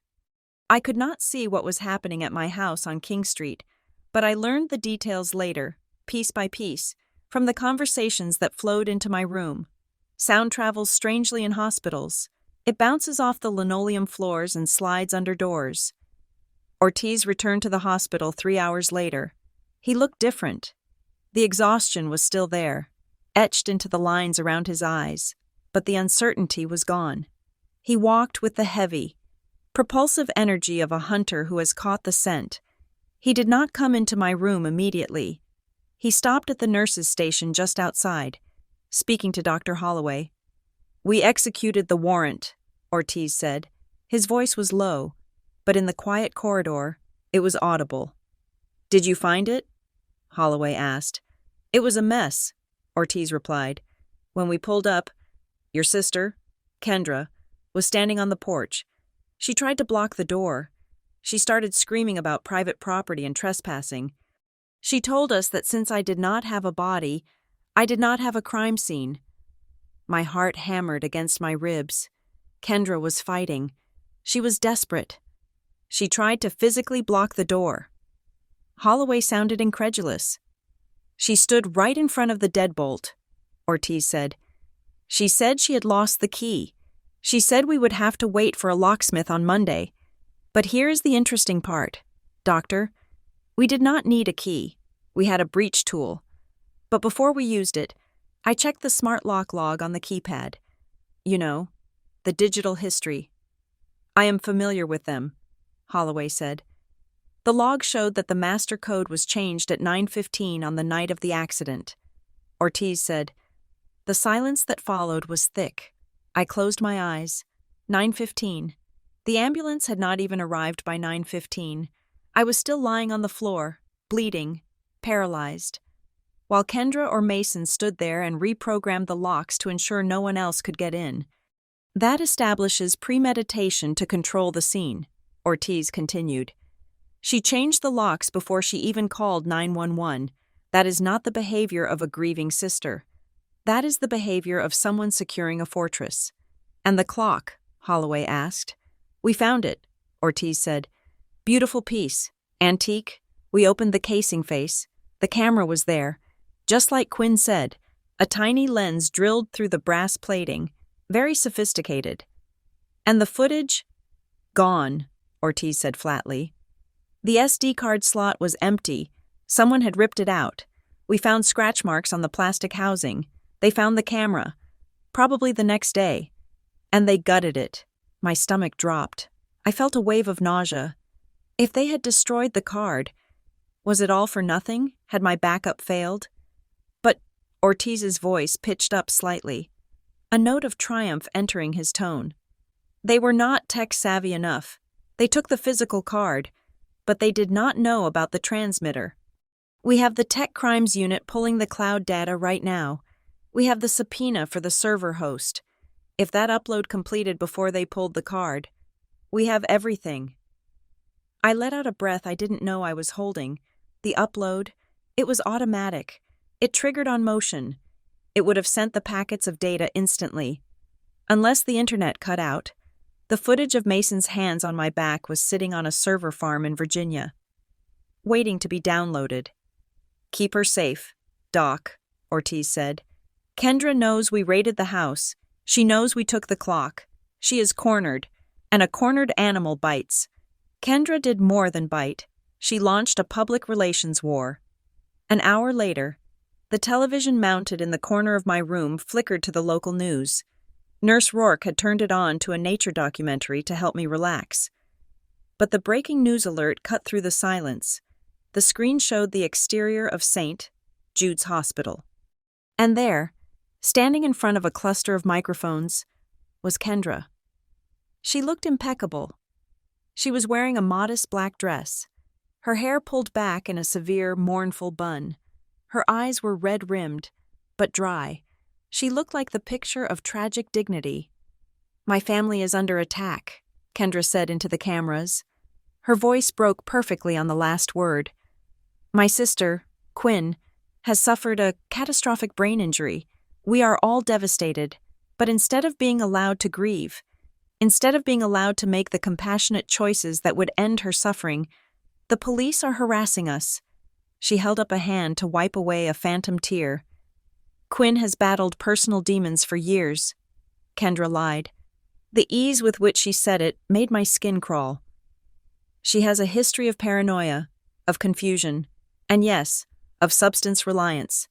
The police are taking the ramblings of a traumatized, medicated woman and treating them as fact. They raided our childhood home today. They treated me like a criminal because I tried to protect my sister's privacy." She leaned into the microphone, her eyes hardening. "I am asking the public to pray for us, and I am putting the Charleston Police Department on notice. Stop re-victimizing this family. Let me do what is right for my sister. Let me let her go." The news anchor cut back in, looking sympathetic. "A heartbreaking plea from a sister fighting for dignity," the anchor said. I stared at the screen, unable to look away. She was poisoning the well. She was planting the narrative that I was crazy, that I was an addict, so that when the video came out, she could claim it was doctored or out of context. She was rallying the court of public opinion before she ever stepped foot in a court of law.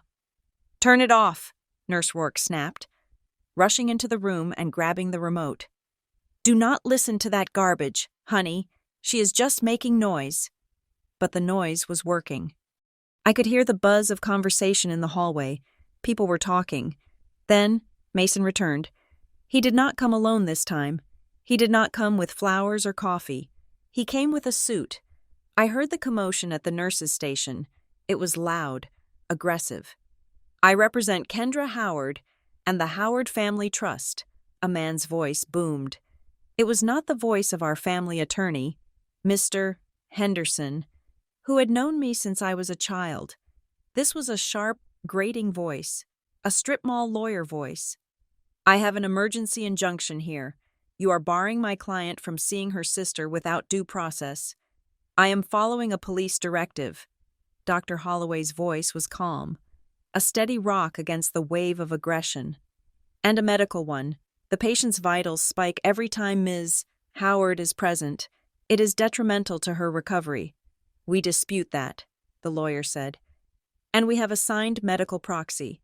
You are operating on the patient without proper consent from her guardian." "I have the proxy you submitted," Holloway said.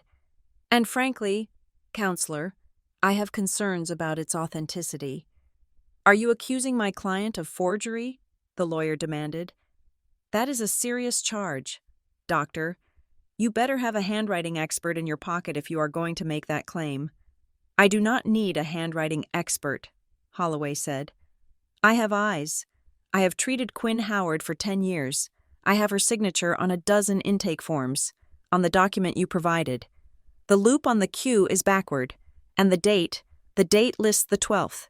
Quinn was in my office on the 12th for a sinus infection. We discussed her travel plans. She never mentioned meeting a notary." "That is hearsay," the lawyer snapped. "We have the notary's affidavit." "Then bring the notary here," Holloway challenged. "Let him look me in the eye and tell me he saw Quinn sign that paper." There was a pause. Mason spoke up then. His voice was lower, dangerous. "You are making a mistake. Doctor, you are standing in the way of a family tragedy that needs closure. You are dragging this out for billing hours." "Get off my floor," Holloway said. "Unless you have a court order signed by a judge today, you have no business here. Security." "We will be back," the lawyer threatened. "And we will bring a judge." They retreated, but they did not leave the hospital. I could feel their presence like a stain on the building. They were regrouping. They were looking for a crack in the armor, and they found one. 20 minutes later, a nurse I did not recognize walked into my room. She was holding a tray with a syringe and several empty vials. "Doctor ordered a toxicology screen," she mumbled, not making eye contact. She moved quickly toward my IV port. "Stop." Nurse Rourke's voice rang out from the doorway. The new nurse froze. "Who ordered that?" Rourke demanded, stepping into the room. "Dr. Holloway," the nurse stammered. "He wants to check her levels." "Dr. Holloway is standing right behind me," Rourke said, crossing her arms. "And he did not order a talk screen. Who gave you that order?" The nurse looked terrified. She dropped the tray on the table. "A man in the waiting room. He said he was the family lawyer. He said they needed proof she was on drugs before the accident. He gave me $500. "Get out," Rourke hissed. "Get out before I have you arrested for battery." The nurse fled. Dr. Holloway walked over to the tray. He picked up the request form. It was a forgery, scrawled on a stolen prescription pad.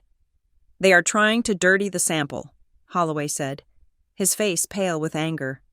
"If they can get a positive drug test on her record, they can use it to impeach her credibility in court. They can say she was high when she fell. They can say she is hallucinating the push." He turned to Nurse Rourke. "Nobody touches her," Holloway ordered. "Nobody draws blood. Nobody administers meds. Unless you or I physically verify it, we are in a siege. Dana." "I know," Rourke said. She moved a chair in front of the door, sitting down with a heavy sigh. "I am not going anywhere." I lay in the bed, my heart racing. They were getting desperate, bribing nurses, forging documents, going on television. It meant they were terrified. It meant they knew the clock was ticking down on their freedom. But it also meant I was in the most dangerous position possible. I was the only loose end. Officer Miller opened the door slightly and peered in. "Detective Ortiz is on the radio," Miller said. "He is asking for an update on the patient's memory. He says the cloud data is encrypted. He needs the password." Dr. Holloway looked at me. "Can you do it, Quinn?" he asked gentle. "Can you give us the password?" I blinked once. "Yes." "How?" Holloway asked. "Can you write?" I focused on my right hand. The paralysis was receding, but slowly. I could twitch my fingers. I could not hold a pen. "Phone," I rasped. It was a struggle, but the word came out. Holloway pulled out his smartphone and opened the keypad. He held it up in front of my face. "Blink when I touch the right letter," he suggested. I blinked once. It was a painstaking process. COBALT. 20 minutes later, we had it. Cobalt blue. 1990. "I am sending it to Ortiz now," Holloway said, hitting send. "If this works, it is over." I closed my eyes, exhausted. The battle was raging on 3 fronts in the media, in the legal system, and right here in this room. But for the first time, I had a weapon. I just hoped the upload had finished before Mason pulled the plug on the camera. I hoped the storm that night had not cut the connection. I hoped that technology, the one thing Kendra never understood, would be the thing that destroyed her. Outside, the sun was setting, casting long shadows across the room. I watched the door. I knew they were not done. Mason Vale was not the kind of man who walked away when there was $2 million on the table. He would try one last thing. I did not know what it was, but I knew it was coming, and I was ready. The transition from the ventilator to natural breathing was not a moment of liberation. It was a slow, grueling descent into a different kind of suffocation. They removed the tube on a Tuesday morning, leaving my throat raw and my voice reduced to a wet, jagged whisper that barely carried across the room. I wanted to scream, to dictate my statement to the police, to stand up and roar. Instead, I could only lie there and sip ice chips while the world outside my window decided who I was. Kendra did not waste a second of my silence, while I was relearning how to swallow without choking. My sister was busy becoming a digital martyr. Nurse Rourke, who had become my fierce protector, tried to keep the phones away from me. She wanted me to focus on healing. But I needed to know the enemy's position. I insisted, with a reluctant sigh. She handed me her tablet. I logged into social media, and there was Kendra's face, filling the screen in high definition. She was live streaming from the front porch of our family home, the very porch she had barred the police from entering just hours before. The lighting was perfect, soft and golden, likely a filter designed to enhance the tear-stained tragedy of her expression. "I just do not know what else to do," Kendra whispered to the camera, wiping her nose with a tissue. "The hospital is blocking me. The police are treating me like a suspect, and all because I tried to save my sister from herself." The viewer count in the corner of the screen was climbing. 5,000, 8,000, 10,000 people watching her performance. "Quinn has been struggling for a long time," Kendra continued, her voice hitching. "The depression, the pressure of the job. She always felt like she had to be perfect. When I found her at the bottom of the stairs, I knew she didn't just fall. She let go. And now she's waking up, and she is confused. And she is lashing out at the only person who loves her enough to tell the truth." I stared at the screen, my hands trembling with a rage so hot it felt like it would melt the IV lines. She was rewriting history. She was painting my attempted murder as a suicide attempt. She was crafting a narrative where my accusations against her would be dismissed as the ravings of a mentally unstable woman in denial. I scrolled down to the comments. They were a cesspool of misplaced sympathy. "Stay strong." Kendra. "The system is broken. It is so hard to deal with family members who refuse help.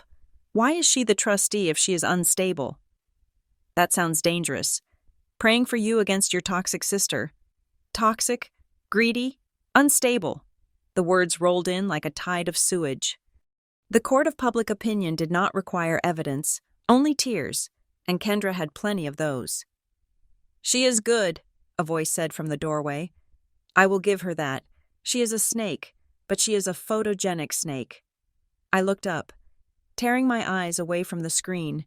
Standing there, holding a massive tote bag and looking like she was ready to go to war, was Marla Quinn, my best friend since the 3rd grade, the woman who knew where I hid my spare keys and exactly how much I loathed dramatic displays of emotion. She was the emergency contact listed in my personnel file at the architecture firm.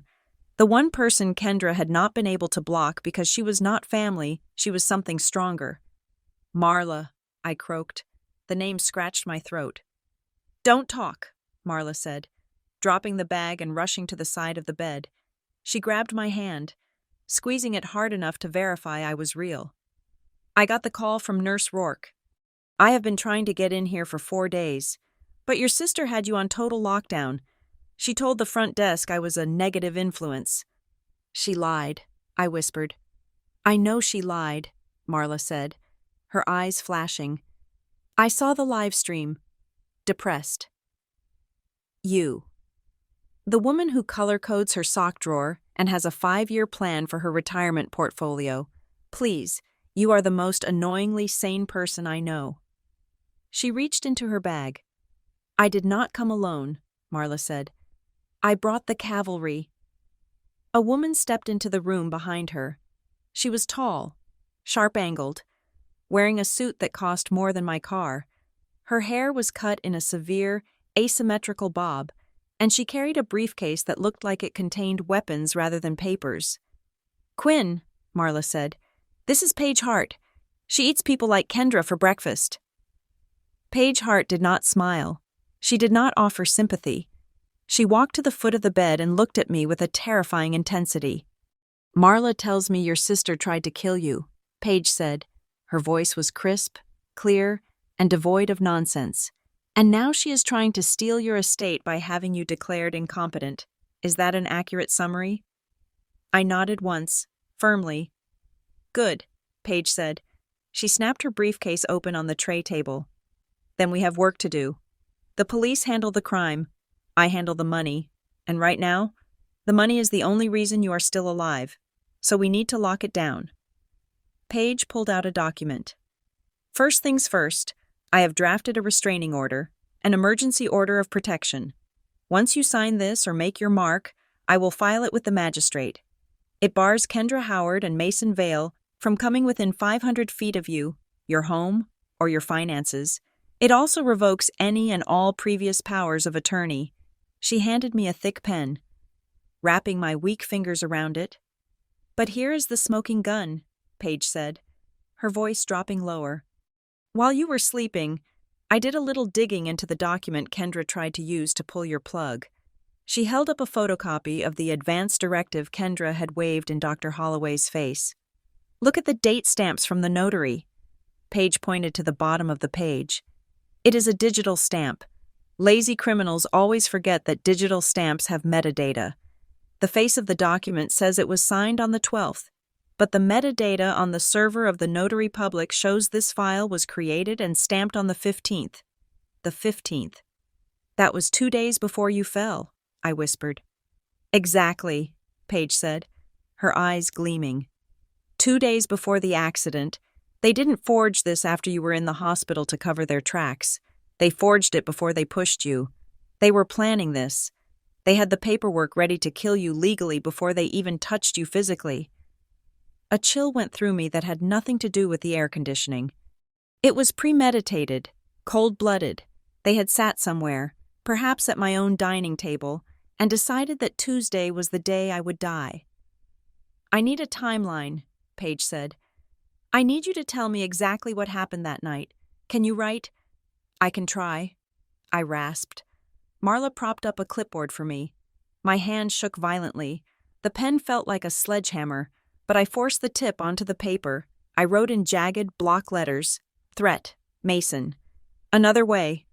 Tuesday night, pushed, top of stairs, Mason plus Kendra, waited 20 minutes, watched me, no 911. I stopped, gasping for air. The effort exhausted me, but the ink on the page was damning. They waited 20 minutes. Marla read the note, her voice trembling with horror. They stood there and watched you bleed for 20 minutes. I nodded. That is depraved indifference, Paige said, taking the clipboard. That upgrades the civil suit from negligence to battery with intent. But we need to prove motive. We need to prove you weren't the unstable one. We need to prove you were the gatekeeper they needed to remove. Emails, I whispered. Marla looked at me. The emails from last month. I nodded again. Server, work. I have them, Marla said. Turning to Paige. Quinn forwarded me her correspondence with Kendra about Mason. She did a background check on him. She found out he was a con artist. She sent the proof to Kendra 3 weeks ago. Kendra replied, "What was it? You are trying to ruin my life because you are jealous and bitter." Perfect, Paige said. That establishes that Quinn was acting in her capacity as a responsible trustee, protecting the assets. It proves Kendra knew Mason was a fraud and chose to stay with him. It proves animosity. It proves Kendra had a financial incentive to silence Quinn. What is Kendra doing now? I asked. She is escalating, Paige said grimly. This morning, her lawyer filed an emergency petition for guardianship in probate court. She is claiming that due to your traumatic brain injury and history of substance abuse, which is a lie, but she put it in the filing you are incapacitated. She is asking the court to appoint her as temporary guardian of your person and your estate. If she gets that, I started. If she gets that, she controls your medical care, and she controls the trust. Paige finished. She can fire me.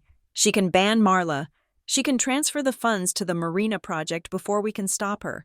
She is trying to strip you of your legal personhood. Stop her, I hissed. I am going to do better than stop her, Paige said. I am going to freeze her out. She pulled another document from her briefcase. I am filing a lis pendens on the King Street house immediately. That is a formal notice of pending legal action. It effectively kills the title. No realtor will touch it. No buyer can close on it. Mason cannot sell that house for quick cash as long as this lawsuit is active. And the accounts. I am petitioning for a temporary freezing of the trust assets pending a competency hearing. Paige said, I am going to invite the judge to come here. To this I see you, and talk to you himself. Let him see if you are vegetative. Let him see who is really the sane one. Paige looked at her watch. I have to get to the courthouse before they close. If I file this today, Kendra will be served with the restraining order by dinner time. She thinks she is winning the PR war fine. Let her have the likes and shares. We are going to take the house, the money, and her freedom. Paige packed up her bag with efficient, brutal speed. She paused at the door. Rest, Quinn. You are not a victim anymore. You are a plaintiff. When she left, the room felt different. The air was clearer. Marla sat in the chair next to my bed, holding my hand. She is terrified. You know, Marla said softly. Kendra. Good, I rasped. No, I mean really terrified, Marla said. I saw her at the coffee shop downstairs before I came up. She didn't see me. She was on the phone with Mason. She looked manic. She was scratching her arm until it bled. She kept saying, "You said it would be easy. You said she wouldn't wake up." Mason used her, I said. He did, Marla agreed. But she let him, and now she's realizing that Mason doesn't care about her. He cares about the payout, and if he can't get the payout, he will leave, I said, or he will throw her under the bus to save himself. Marla said, You need to be careful, Quinn. If they get desperate enough to realize the legal route is blocked, they might try the physical route again. I have you, I said. And the police? You have me, Marla promised. I am not leaving this chair. I don't care if I have to pee in a cup. Nobody comes near you. I closed my eyes. The image of Kendra on the live stream burned in my mind. The Saint Kendra act. It was sickening, but it was also fragile. It was a performance built on the assumption that the audience would never hear the other side of the story. She did not know about the timeline I had just written. She did not know about the metadata on the notary stamp. She did not know that Paige Hart was currently walking up the steps of the Charleston County Courthouse with a briefcase full of grenades. Let her have her moment in the sun. Let her bask in the sympathy of strangers, because when the truth finally broke, it wouldn't just be a wave, it would be a tsunami, and I would be the one to sign the paperwork that unleashed it. The video file was sitting on a secure server, a digital smoking gun that could end the war in 5 minutes. It showed everything, the shove, the fall, the waiting, but Paige Hart, my attorney, looked at me with eyes as cold as flint and shook her head. No, Paige said, pacing the small confines of my hospital room. We do not release it yet. Why? I asked. My voice was stronger now, less of a rasp and more of a low, gravelly tone, but I kept it quiet. It proves they did it. It sends them to prison. It sends them to prison eventually, Paige corrected me. But if we drop it now, right before the competency hearing, their defense team will panic. They will claim the footage is doctored. They will demand a forensic analysis that could take months. They will file a motion to suppress evidence based on privacy violation laws regarding surveillance in a private home. They will drag this out while Mason liquidates your assets and vanishes. She stopped at the foot of my bed and leaned in. We do not want a mistrial. Quinn, we want a slaughter. We want them to walk into that courtroom thinking they are fighting a confused, brain-damaged invalid who has no proof. We want them to commit to their lies under oath, and then, when there is no way back, we drop the hammer. I understood. It was an architectural decision. You do not knock down the wall until you are sure the roof will collapse exactly where you want it to. So I play the victim, I said. You play the survivor who is still foggy, Paige advised. You are weak. Your memory is spotty. You are not sure if you fell or if you were pushed. Let Kendra believe she still has a chance to manipulate you. A confident enemy makes mistakes. A terrified enemy covers their tracks. She is right, Marla said from the corner, where she was meticulously logging every visitor in a notebook. Kendra is already spinning out. If she thinks you remember everything, she runs. If she thinks you are confused, she tries to fix it. So, we set the trap. For the next 2 days, I lay in that bed and practiced the art of deception. When nurses came in, I intentionally delayed my responses. I stared blankly at the wall for long stretches. I asked the same question 3 times in an hour. What time is it? Is it Tuesday? Word traveled fast. I knew the nurses talked. I knew Kendra was pumping them for information. Meanwhile, Detective Ortiz was hunting. He came in late on Thursday evening, looking like he had slept in his car. He pulled a chair close to the bed, his voice low so the officer outside wouldn't even hear. "We tracked the money," Ortiz said. "You were right about Mason, or whatever his name is." "He is not Mason Vale," I asked. "He is not," Ortiz said. "We ran his prints from the glass he drank from at your house. His real name is Julian Thorne. He has open warrants in Florida and Nevada for grand larceny and identity theft. But here is the kicker: Mason Vale is a real person. He is a dead man in Ohio whose identity Thorne stole 3 years ago." I felt a chill ripple through me. I had let a ghost into my home. I had let a man who did not exist sit at my dinner table and discuss my murder. "He is trying to move," Ortiz continued. "We flagged a series of transactions this morning. Small amounts. $9,000 here, $8,000 there. He is smurfing, keeping the transfers under the $10,000 reporting threshold. He is draining Kendra's accounts." "Does she know?" I asked. "I doubt it," Ortiz said. "He is moving the money to offshore crypto wallets. He bought a one-way ticket to Belize for Sunday night. He is planning to cut and run." "Sunday," I whispered. "That is the day before the hearing." "Exactly," Ortiz said. "He is going to let Kendra take the fall. He will be sipping rum on a beach while she stands trial for attempted murder. We are going to pick him up at the airport. But we want him to think he is safe until he scans that boarding pass. If we arrest him now, he clams up. If we catch him with the bag full of cash and the fake passport, we have him on federal charges." The net was tightening, but the most dangerous variable was still my sister. Kendra had been released from temporary custody because the initial evidence, my verbal statement, was technically hearsay without the video backup. But the restraining order Paige had filed was in full effect. Kendra was barred from the hospital. She was barred from the house. She was living in a hotel downtown. And she was unraveling. On Friday morning, the gifts started arriving. It began with a vase of white lilies so large it took 2 nurses to carry it in. Then came a basket of expensive chocolates. Then a teddy bear holding a heart that said, "Get well soon." Every card was the same. "I love you. I am sorry we fought. Please let me explain. Love, Kendra."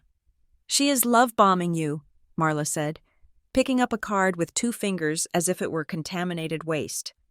"She is trying to create a paper trail of affection. She wants to show the judge. Look, I sent flowers. I am a loving sister. How could I be a murderer?" "It is pathetic," I said, looking at the lilies. They smelled like a funeral parlor. "It is an opportunity," Paige said, walking in with her phone in hand. "She is desperate to talk to you. She knows the restraining order blocks her. But if you initiate the contact, or if you consent to it, it is admissible." "You want me to call her?" I asked. "I want her to incriminate herself," Paige said. "I served the subpoena to the notary public this morning. The man practically wet himself. He admitted he never saw you sign that medical directive. He said Mason paid him $500 to backdate it. He's cutting a deal with the district attorney right now." "So the medical directive is dead," I said. "It is worse than dead. It is fraud," Paige said. "But we need Kendra to admit she knew about it. We need her to admit she tried to use it to erase you from the equation. Marla, call her. Put it on speaker. Tell her Quinn is waking up and asking for her." My heart began to race. I was an architect, not an actress. I did not know if I could hide the hatred in my voice. Marla dialed the number. The phone rang once, twice. "Marla!" Kendra's voice answered. She sounded breathless, frantic. "Oh my God. Marla, is she okay?" "The hospital will not tell me anything. They have security everywhere." "She is asking for you." "Kendra," Marla lied smoothly. "She is really confused. She keeps crying. She says she misses you." There was a pause. I could almost hear Kendra's brain calculating the odds. "Can I talk to her?" Kendra asked. "Please, put her on." Marla looked at me and nodded. She held the phone out. I closed my eyes and summoned the memory of the pain, the fear, the weakness. "Kendra," I whispered. I let my voice crack. "Kendra, are you there?" "Quinn," Kendra cried out. It sounded like relief, but I heard the underlying tension. Oh, thank God. Baby, I am so sorry. This is all a big misunderstanding. The police, they are crazy. They are twisting everything. My head hurts, I moaned softly. I do not remember. Why am I here? Why did I fall? You tripped, sweetie, Kendra said quickly, too quickly. Remember, you were wearing those slippery socks. You fell down the stairs. I was so scared. I called 911 immediately. Liar. But the doctor, I said, keeping my voice tremulous. The doctor said you wanted to turn off the machine. Kendra, did you want me to die? No, absolutely not. Kendra's voice pitched up into a shriek of denial. That is what I mean. They are lying to you. I only signed those papers because the doctors told me you were brain dead. They told me there was no hope. I was trying to save you from pain. Got her. I looked at Paige. She was smiling a shark smile. She pointed to the file on the bed, the medical log that clearly showed Dr. Holloway telling Kendra repeatedly that I had brain activity. They said I was brain dead, I asked, reinforcing the lie. Yes, Kendra insisted. Dr. Holloway said you would never wake up. He said you were a vegetable. I was crying. Quinn, I didn't want to do it. But they said it was the merciful thing to do. I did it for you. But the paper, I said, pushing just a little harder. The paper from last year. I do not remember signing it. You were stressed, Kendra said. You forgot. It is okay. None of that matters now. Listen to me. Quinn, you have to tell the police to drop this. You have to tell them it was an accident. If you don't, they are going to take the house. They are going to take everything Mom and Dad left us. Do you want strangers to have our home? She was pivoting to the money. Always the money. I do not know, I stammered. I am so tired. Just tell them to let me see you, Kendra pleaded. I can take care of you. I can take you home. We can fire these doctors. Mason knows a private clinic. We can go there. Just you and me. A private clinic. A place where accidents happen behind closed doors. A place where Mason could finish the job without a witness. I have to go, I whispered.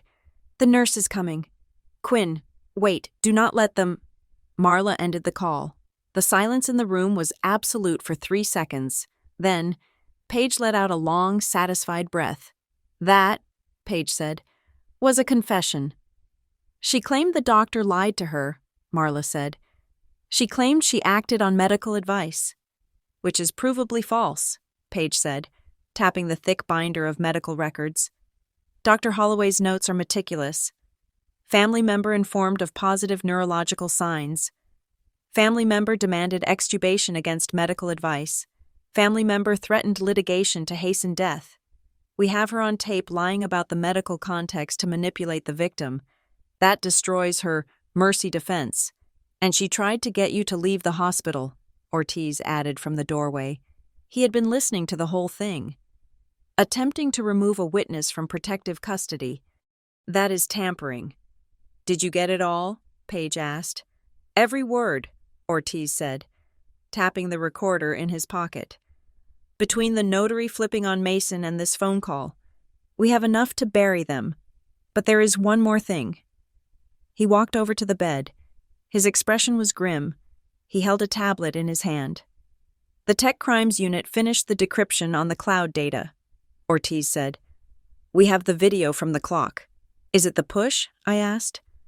It is, Ortiz said. It is clear as day. Mason signaled.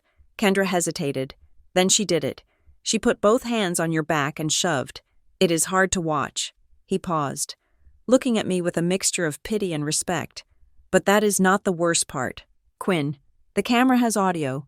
It picked up a conversation they had about 10 minutes before you came downstairs, when you were in your room. What did they say? I asked, my blood running cold. Ortiz tapped the screen. They were looking at a document. Ortiz said. Mason asked Kendra if she was sure the ICU clause was watertight, and Kendra said, he looked down at his notes, reading the transcript. Kendra said, I checked the trust. If she dies at home, there is an autopsy requirement. If she dies in the hospital after 4 days of life support, we can waive the autopsy and cremate her immediately. No evidence. I stopped breathing. The room spun. 4 days, I whispered. That is why she was so obsessed with the timeline. That is why she was screaming at the doctor on day 4. Exactly, Paige said, her voice like ice.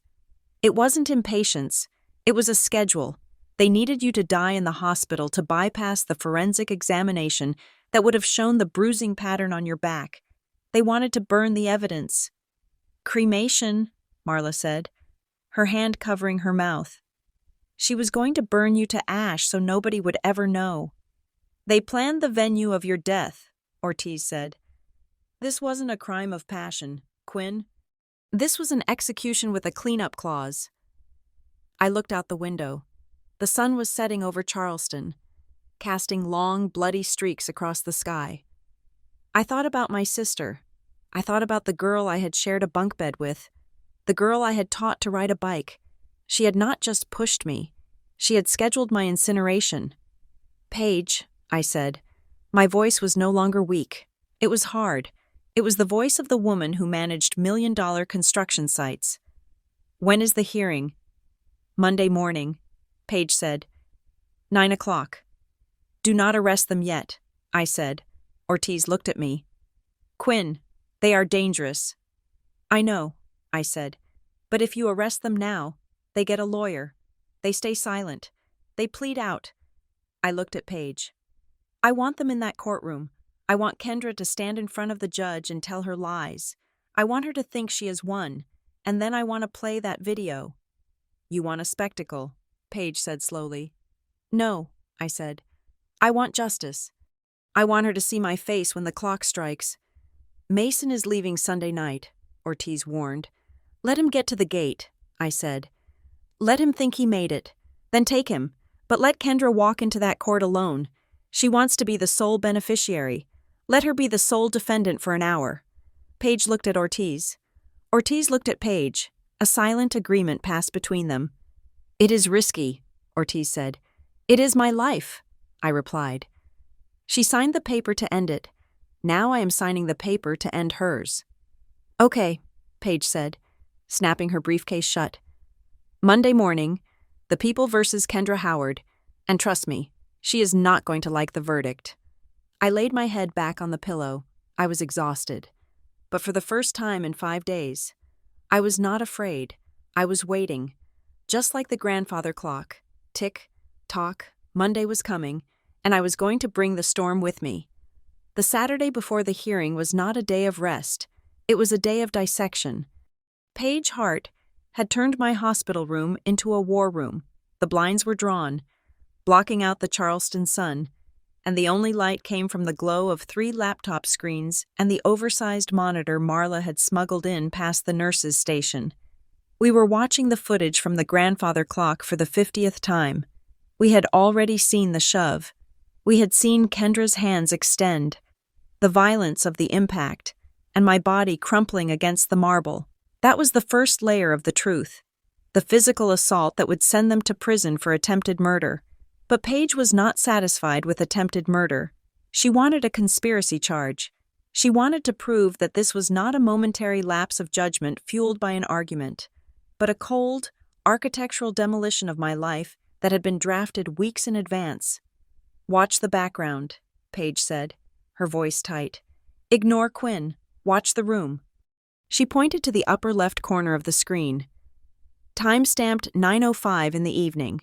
This was 10 minutes after I had fallen. I was lying motionless at the bottom of the frame. Kendra and Mason were standing over me. Look at the rug, Paige said, on the screen. Kendra walked to the top of the stairs. She grabbed the edge of the heavy Persian runner. She did not straighten it. She kicked it. She used her heel to bunch the fabric up, creating a treacherous wrinkle right at the lip of the top step. Staging, Marla whispered, horrified. She is creating the trip hazard. Exactly, Paige said. She is manufacturing the cause of the accident while the victim is dying a few feet away. That proves consciousness of guilt. But wait, listen to the audio. We cleaned up the static. Paige tapped the spacebar. The audio. Previously, a muddled hum of background noise cut through the room with chilling clarity. Mason. Is she breathing? Kendra. Barely. It sounds wet. Mason. Good. Do not call yet. We need the hypoxia to set in. If she wakes up talking, we are finished. That was the second layer. The depraved indifference. The waiting. Now, Paige said, leaning forward, her eyes predatory. Here is the third layer, the one that buries them. She fast-forwarded the video to the moment just before they dialed 911. Mason was kneeling beside me, checking my pulse. He looked up at Kendra. Mason. Did you bring the file? Kendra. It is in the car. Mason. Get it. Make sure the ICU directive is on top. Once she is hooked up to the ventilator, we trigger the clause. We cannot let this go to a long-term care facility. It has to happen in the hospital. The room went silent. I felt the blood drain from my face. The ICU directive, I whispered. He called it a directive, not a living will, not a choice. He called it a clause, Paige corrected. A mechanism. They did not just plan to push you, Quinn. They planned the medical murder. They knew the fall might not kill you instantly. They counted on the trauma unit saving you just enough so they could use that forged paper to legally finish the job. They wanted you on that machine so they could turn it off. It was a two-step execution, Marla said, her voice shaking. Step 1, break her body. Step 2, use the law to stop her heart. This upgrades everything, Paige said, typing furiously on her laptop. This is conspiracy to commit capital murder. It proves the forgery of the medical document was the primary weapon. The shove was just the setup. Just then, Paige's email notification pinged. It was a loud, jarring sound in the quiet room. It is the subpoena return from Mason's service provider, Paige said. She clicked the link. Her eyes scanned the screen, widening with every line. Oh, this is rich. This is very rich. What is it? I asked. Emails, Paige said. Between Mason Vale or Julian Thorne, as we know him, and a contact listed only as RC. They go back 2 months. Who is RC? Marla asked. Read this. Paige turned the screen toward us. Subject, the King Street disposition. From Mason 5, _global to RC, _liquidations. Richard. The asset is encumbered by a trustee. We are removing the obstacle next week. I need a cash buyer ready to close on the deed within 48 hours of the funeral. No inspections. As is. We will accept 60% of market value for speed. Removing the obstacle. I repeated the words. They tasted like ash. I am the obstacle. Richard, Paige muttered. RC is Richard Crane. I know him. He is a bottom-feeder real estate broker who specializes in distressed properties, usually divorces or bankruptcies. He is the guy you call when you want to sell a house for cash at midnight. So they had the house sold, I said. Before I was even dead. They had it discounted, Paige said. They were selling a $3 million historic estate for pennies on the dollar just to get the cash and run. This establishes the financial motive beyond a reasonable doubt. Mason did not care about the marina. He just wanted the liquidation cash. While we were uncovering the truth in the dark, Kendra was winning the war in the light. Nurse Rourke came in with lunch, looking furious. She pointed to the television. She is at it again, Rourke said, on the news. A local reporter was standing outside the courthouse. A video clip was playing in the corner of the screen. It was a heavily edited recording of Dr. Holloway. In the clip, Holloway's voice said, "There is no hope the damage is severe. We should discuss letting her go." "That is doctored," Rourke shouted. He never said that in one sentence. They spliced 3 different conversations together. Then Kendra appeared on screen. She was wearing sunglasses and a headscarf, looking like a celebrity in mourning. "The hospital is lying to cover up their malpractice," Kendra told the reporters. "They kept my sister alive against her will to bill the insurance. Now they are brainwashing her to attack me so they don't get sued. I just want my sister back. I forgive her for these accusations. I know it is just the drugs talking." "She is brilliant," Paige admitted, though her tone was disgusted. "She is inoculating the jury pool. She is making the hospital the villain. by the time we get to court. Half the town will think Dr. Holloway is a monster. It does not matter what the town thinks, I rasped, my hands clenching the bed sheets. It matters what the judge sees on Monday. We need to make sure Mason is there, I said. If he runs, Kendra can claim he did it all. She can claim she was a victim of coercive control. She can play the battered woman card and walk away with probation. Ortiz is on him, Paige assured me. He has a tail on him 24 hours a day. But Mason was slippery. Sunday passed in a blur of anxiety. The hearing was set for 9 o'clock on Monday morning. I was to be transported by private ambulance to the courthouse, entering through a secure back entrance to avoid the press. At 8 o'clock on Sunday night, my phone rang. It was Detective Ortiz. "We have a problem," Ortiz said immediately. The background noise was loud wind, seagulls, and the low rumble of heavy engines. "Did you lose him?" I asked, panic spiking in my chest. "No, we have him," Ortiz said. "But he wasn't at the airport. He switched vehicles 3 times. He headed for the commercial docks. He was trying to board a cargo freighter bound for Panama. We intercepted him on the gangway. Is he in custody?" "He is in cuffs," Ortiz said. "He fought. He tried to throw his bag into the water." "His bag?" I asked. "The money." "We found the digital wallets," Ortiz said. "But that is not what I'm calling about. We recovered the bag before it sank." We opened it. There was a long pause. All I could hear was the wind whipping against Ortiz's phone. "What was in it, Detective?" I asked. "A folder," Ortiz said. "A thick waterproof folder. It contains a life insurance policy. Quinn, a key person policy taken out on you 6 months ago by the family trust." "I never signed a policy," I said. "The signature is forged," Ortiz said. "But the beneficiary is listed as Kendra Howard. The payout is $5 million, but there is something else clipped to the policy." "What?" "A death certificate," Ortiz said. His voice was heavy. "A South Carolina certificate of death. It is already filled out. Quinn, name, date of birth, social security number. The cause of death is typed in as respiratory failure secondary to fall. It is signed by a coroner." "A coroner?" I asked. "How?" "The signature belongs to a county coroner who died 2 years ago," Ortiz said. "They forged the seal. They were going to use this to claim the insurance money without ever having a real autopsy. They were going to present this to the insurance company the moment you were cremated." I felt cold, freezing cold. They had not just planned a murder. They had planned the bureaucracy of it. They had typed out the cause of my death while I was still eating dinner in my kitchen. "But that is not the cliffhanger." "Quinn," Ortiz said. "The date of death. What about it?" "The date of death on the certificate," Ortiz said. "It is not the date of the fall, and it is not tomorrow." "What is it?" "It is dated today," Ortiz said. "Sunday, today's date. The certificate says you died today at 8 p.m. I looked at the clock on the wall.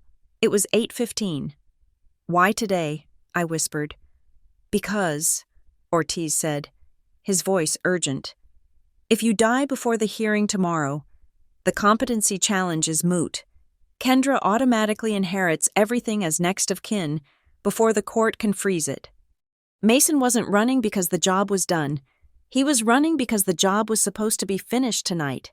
Tonight." "Quinn," Ortiz shouted. "Where is Officer Miller? Is he at the door?" I looked at the door. The glass panel was dark. I could usually see Miller's shadow. I saw nothing. "Miller," I called out. Silence. "Check the door. Quinn," Ortiz yelled. We found a text on Mason's burner phone. It was sent 10 minutes ago. It said, "Nurse is inside. It is done." My blood froze. "Nurse Rourke left an hour ago," I said. "There is nobody here." Then, I heard it, the soft click of the electronic lock disengaging. The door to my ICU room slid open slowly. A figure stepped in. It was wearing scrubs. A mask covered the face. A cap covered the hair. But I recognized the eyes, and I recognized the syringe in the gloved hand. It wasn't a nurse. It was Kendra. She had not stayed in the hotel. She had not waited for court. She had come to make the date on the death certificate accurate. Ortiz, I whispered into the phone, dropping it under the sheets. She is here. Kendra locked the door behind her. She looked at me, and her eyes crinkled in a smile beneath the mask. Hello, sister, she whispered. It is time to take your medicine. The syringe never touched my skin, before the needle could pierce the IV line. The door to my hospital room burst open with such force that the glass pane shattered. Officer Miller did not shout a warning. He tackled Kendra to the linoleum floor with the momentum of a linebacker. The syringe flew from her hand, skidding across the room and coming to rest against the leg of the bedstand. Detective Ortiz was right behind him, his gun drawn, though he did not need it. My sister was already pinned, screaming about police brutality, screaming that she was just trying to help me, screaming lies until the handcuffs clicked shut. But that was not the end. That was just the prelude to the main event. The real finale took place 3 months later in the Charleston County Courthouse. The courtroom was packed beyond capacity. The air conditioning struggled to fight the heat of 300 bodies crammed into the mahogany pews. Reporters lined the back wall like vultures on a fence. Half the town was there. They had seen Kendra's tearful live streams. They had read the headlines about the tragic Howard sisters. They wanted to see the monster who had tried to frame her grieving sister. They just did not know which sister was the monster yet. I sat at the plaintiff's table next to Paige Hart. I wore a high-collared blue blouse that hid the fading surgical scar on my neck. But I did not hide the cane I needed to walk. I wanted the jury to see it. I wanted them to see the tremor in my right hand. Kendra sat at the defense table. She looked impeccable. She wore a soft, cream-colored suit that made her look innocent, angelic even. Her hair was pulled back loosely. She did not look at me. She kept her head bowed, dabbing at dry eyes with a handkerchief, playing the role of the persecuted saint to perfection. Her lawyer, a high-priced shark named Mr. Sterling, stood up for his opening statement. He walked back and forth in front of the jury, shaking his head with theatrical sadness. "Ladies and gentlemen," Sterling began, his voice dripping with sympathy, "this is a tragedy, a family tragedy. You will hear wild accusations today. You will hear about conspiracies and attempted murder, but look at the facts. My client, Kendra Howard, is a loving sister who has spent her life caring for a sibling who battles severe mental illness. Quinn Howard fell down those stairs because she was intoxicated and unstable, and when she woke up, confused and looking for someone to blame, she targeted the only person left in her life." He pointed a finger at me. "This is not a crime," Sterling boomed. "This is a delusion. Quinn Howard is a woman consumed by jealousy and paranoia. She has fabricated a story to destroy her sister because she cannot accept that her own choices led to her injury." The jury looked at me. I saw doubt in their eyes. Sterling was good.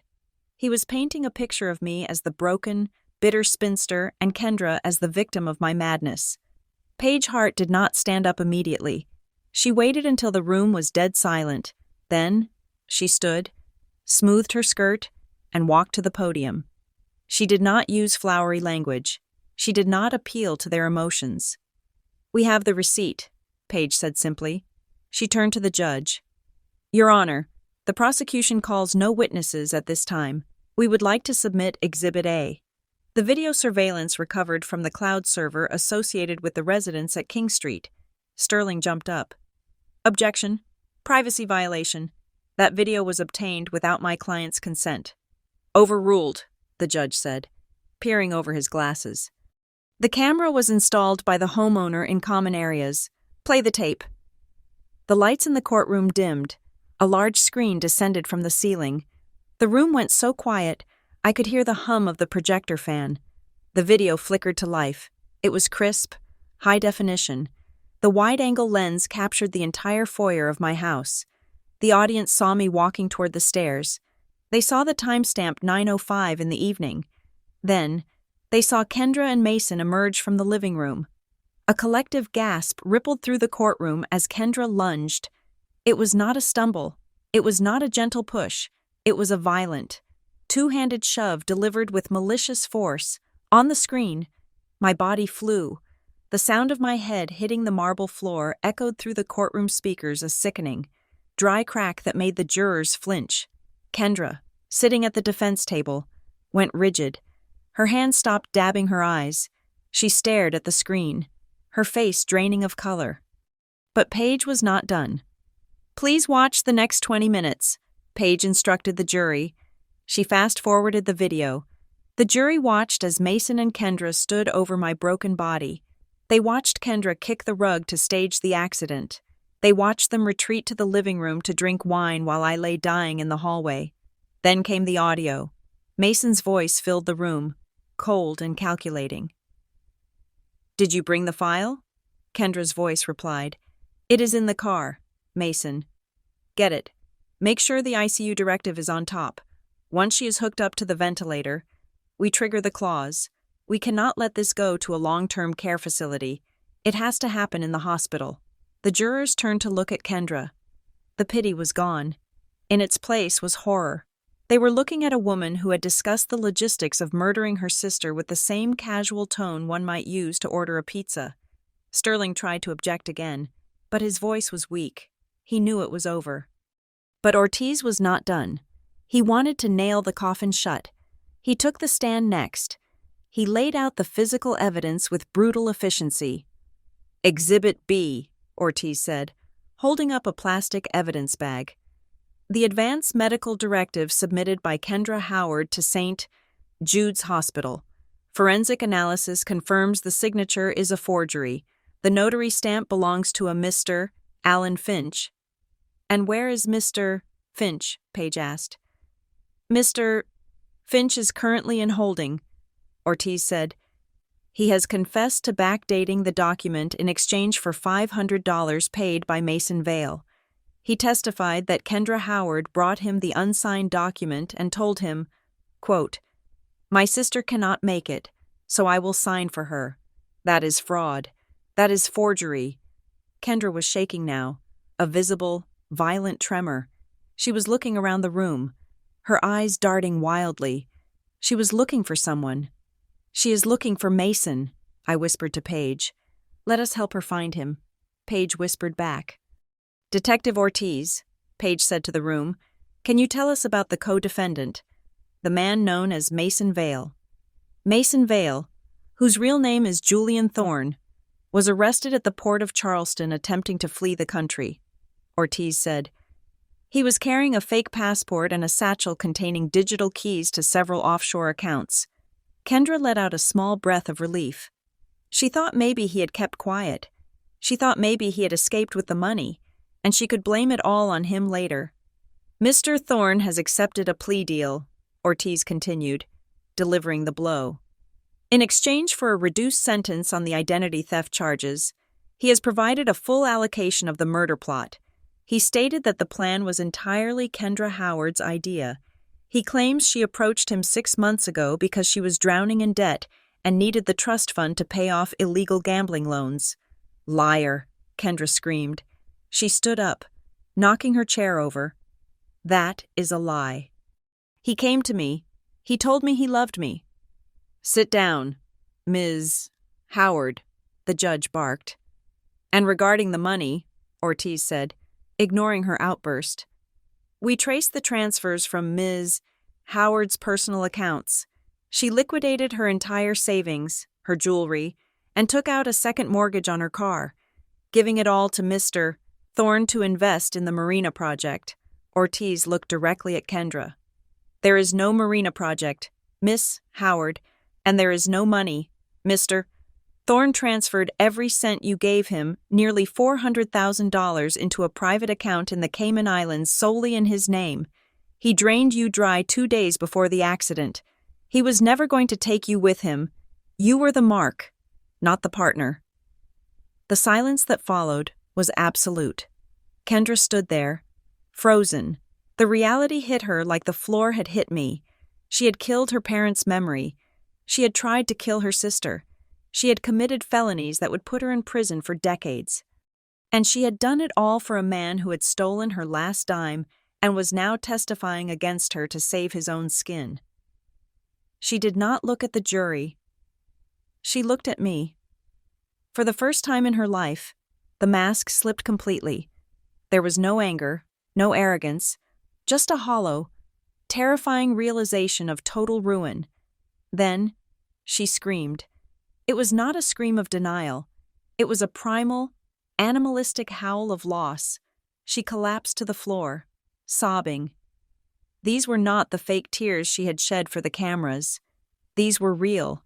She was grieving the only thing she had ever truly loved, the money she would never have. The bailiffs moved in to restrain her, but she was just a heap of cream-colored fabric on the floor, wailing about being cheated. The jury deliberated for less than an hour. When the foreman stood up, he did not look at Kendra. "We find the defendant, Kendra Howard, guilty on all counts," he read. "Guilty of attempted murder in the first degree. Guilty of conspiracy to commit murder. Guilty of insurance fraud. Guilty of forgery." As for Mason Julian Thorne, he received 20 years for fraud and conspiracy, but Kendra got the maximum, 30 years without the possibility of parole. The judge looked at her as he delivered the sentence. "You betrayed the most sacred bond of blood for profit," he said. "You are a danger to society." 6 months have passed since that day. I sold the house on King Street. I could not live there anymore. I could not walk past the spot in the foyer where my sister tried to end me. I sold it to a nice young family who did not know the history, and I used the proceeds to do 2 things. First, I bought a small, modern cottage on the coast, far away from the shadows of Charleston. It has no stairs. It has big windows that let in the light. Second, I established the Howard Family Scholarship for architecture students. It is a way to ensure my parents' name is remembered for generosity, not for the scandal my sister created. I visited Kendra once in prison. Just once. She was sitting behind the glass partition, wearing a gray jumpsuit that washed out her complexion. She looked old. The fire was gone. She looked at me with dull, empty eyes. "Why did you come?" she asked. Her voice was flat. "To give you this," I said. I slid a piece of paper through the slot. It was a copy of the receipt for the sale of the house. "I sold it," I said. "The money is in the scholarship fund. You will never see a penny of it." Kendra stared at the paper. Her hand twitched, just like mine used to in the hospital. "I signed that paper," she whispered, thinking back to the medical directive. "I signed it to set myself free." I stood up, leaning on my cane. I looked at the sister I had once worshipped, the woman who had become a stranger long before she became a criminal. "You were right about one thing, Kendra," I said softly. "You signed the paper to remove the ventilator. You thought you were signing it to erase me." I turned to walk away, pausing at the door. "But the truth is, you signed it to erase yourself from my life, and that is the only mercy you ever gave me." Thank you so much for listening to this story. It was a journey into the darkest parts of family betrayal, and I am so glad you stayed with me until the very end. I would love to know where you are listening from today. Are you tuning in from a quiet room like Quinn's new cottage? Or are you on the go? Let me know in the comments below. I love reading your stories and connecting with you. If you enjoyed this story, please make sure to subscribe to the Leona Revenge Stories channel. Hit that like button to support the channel, and smash the hype button so this story can reach even more people. Your support means the world to me. Stay safe, and remember, sometimes the strongest person in the room is the one everyone thinks is asleep.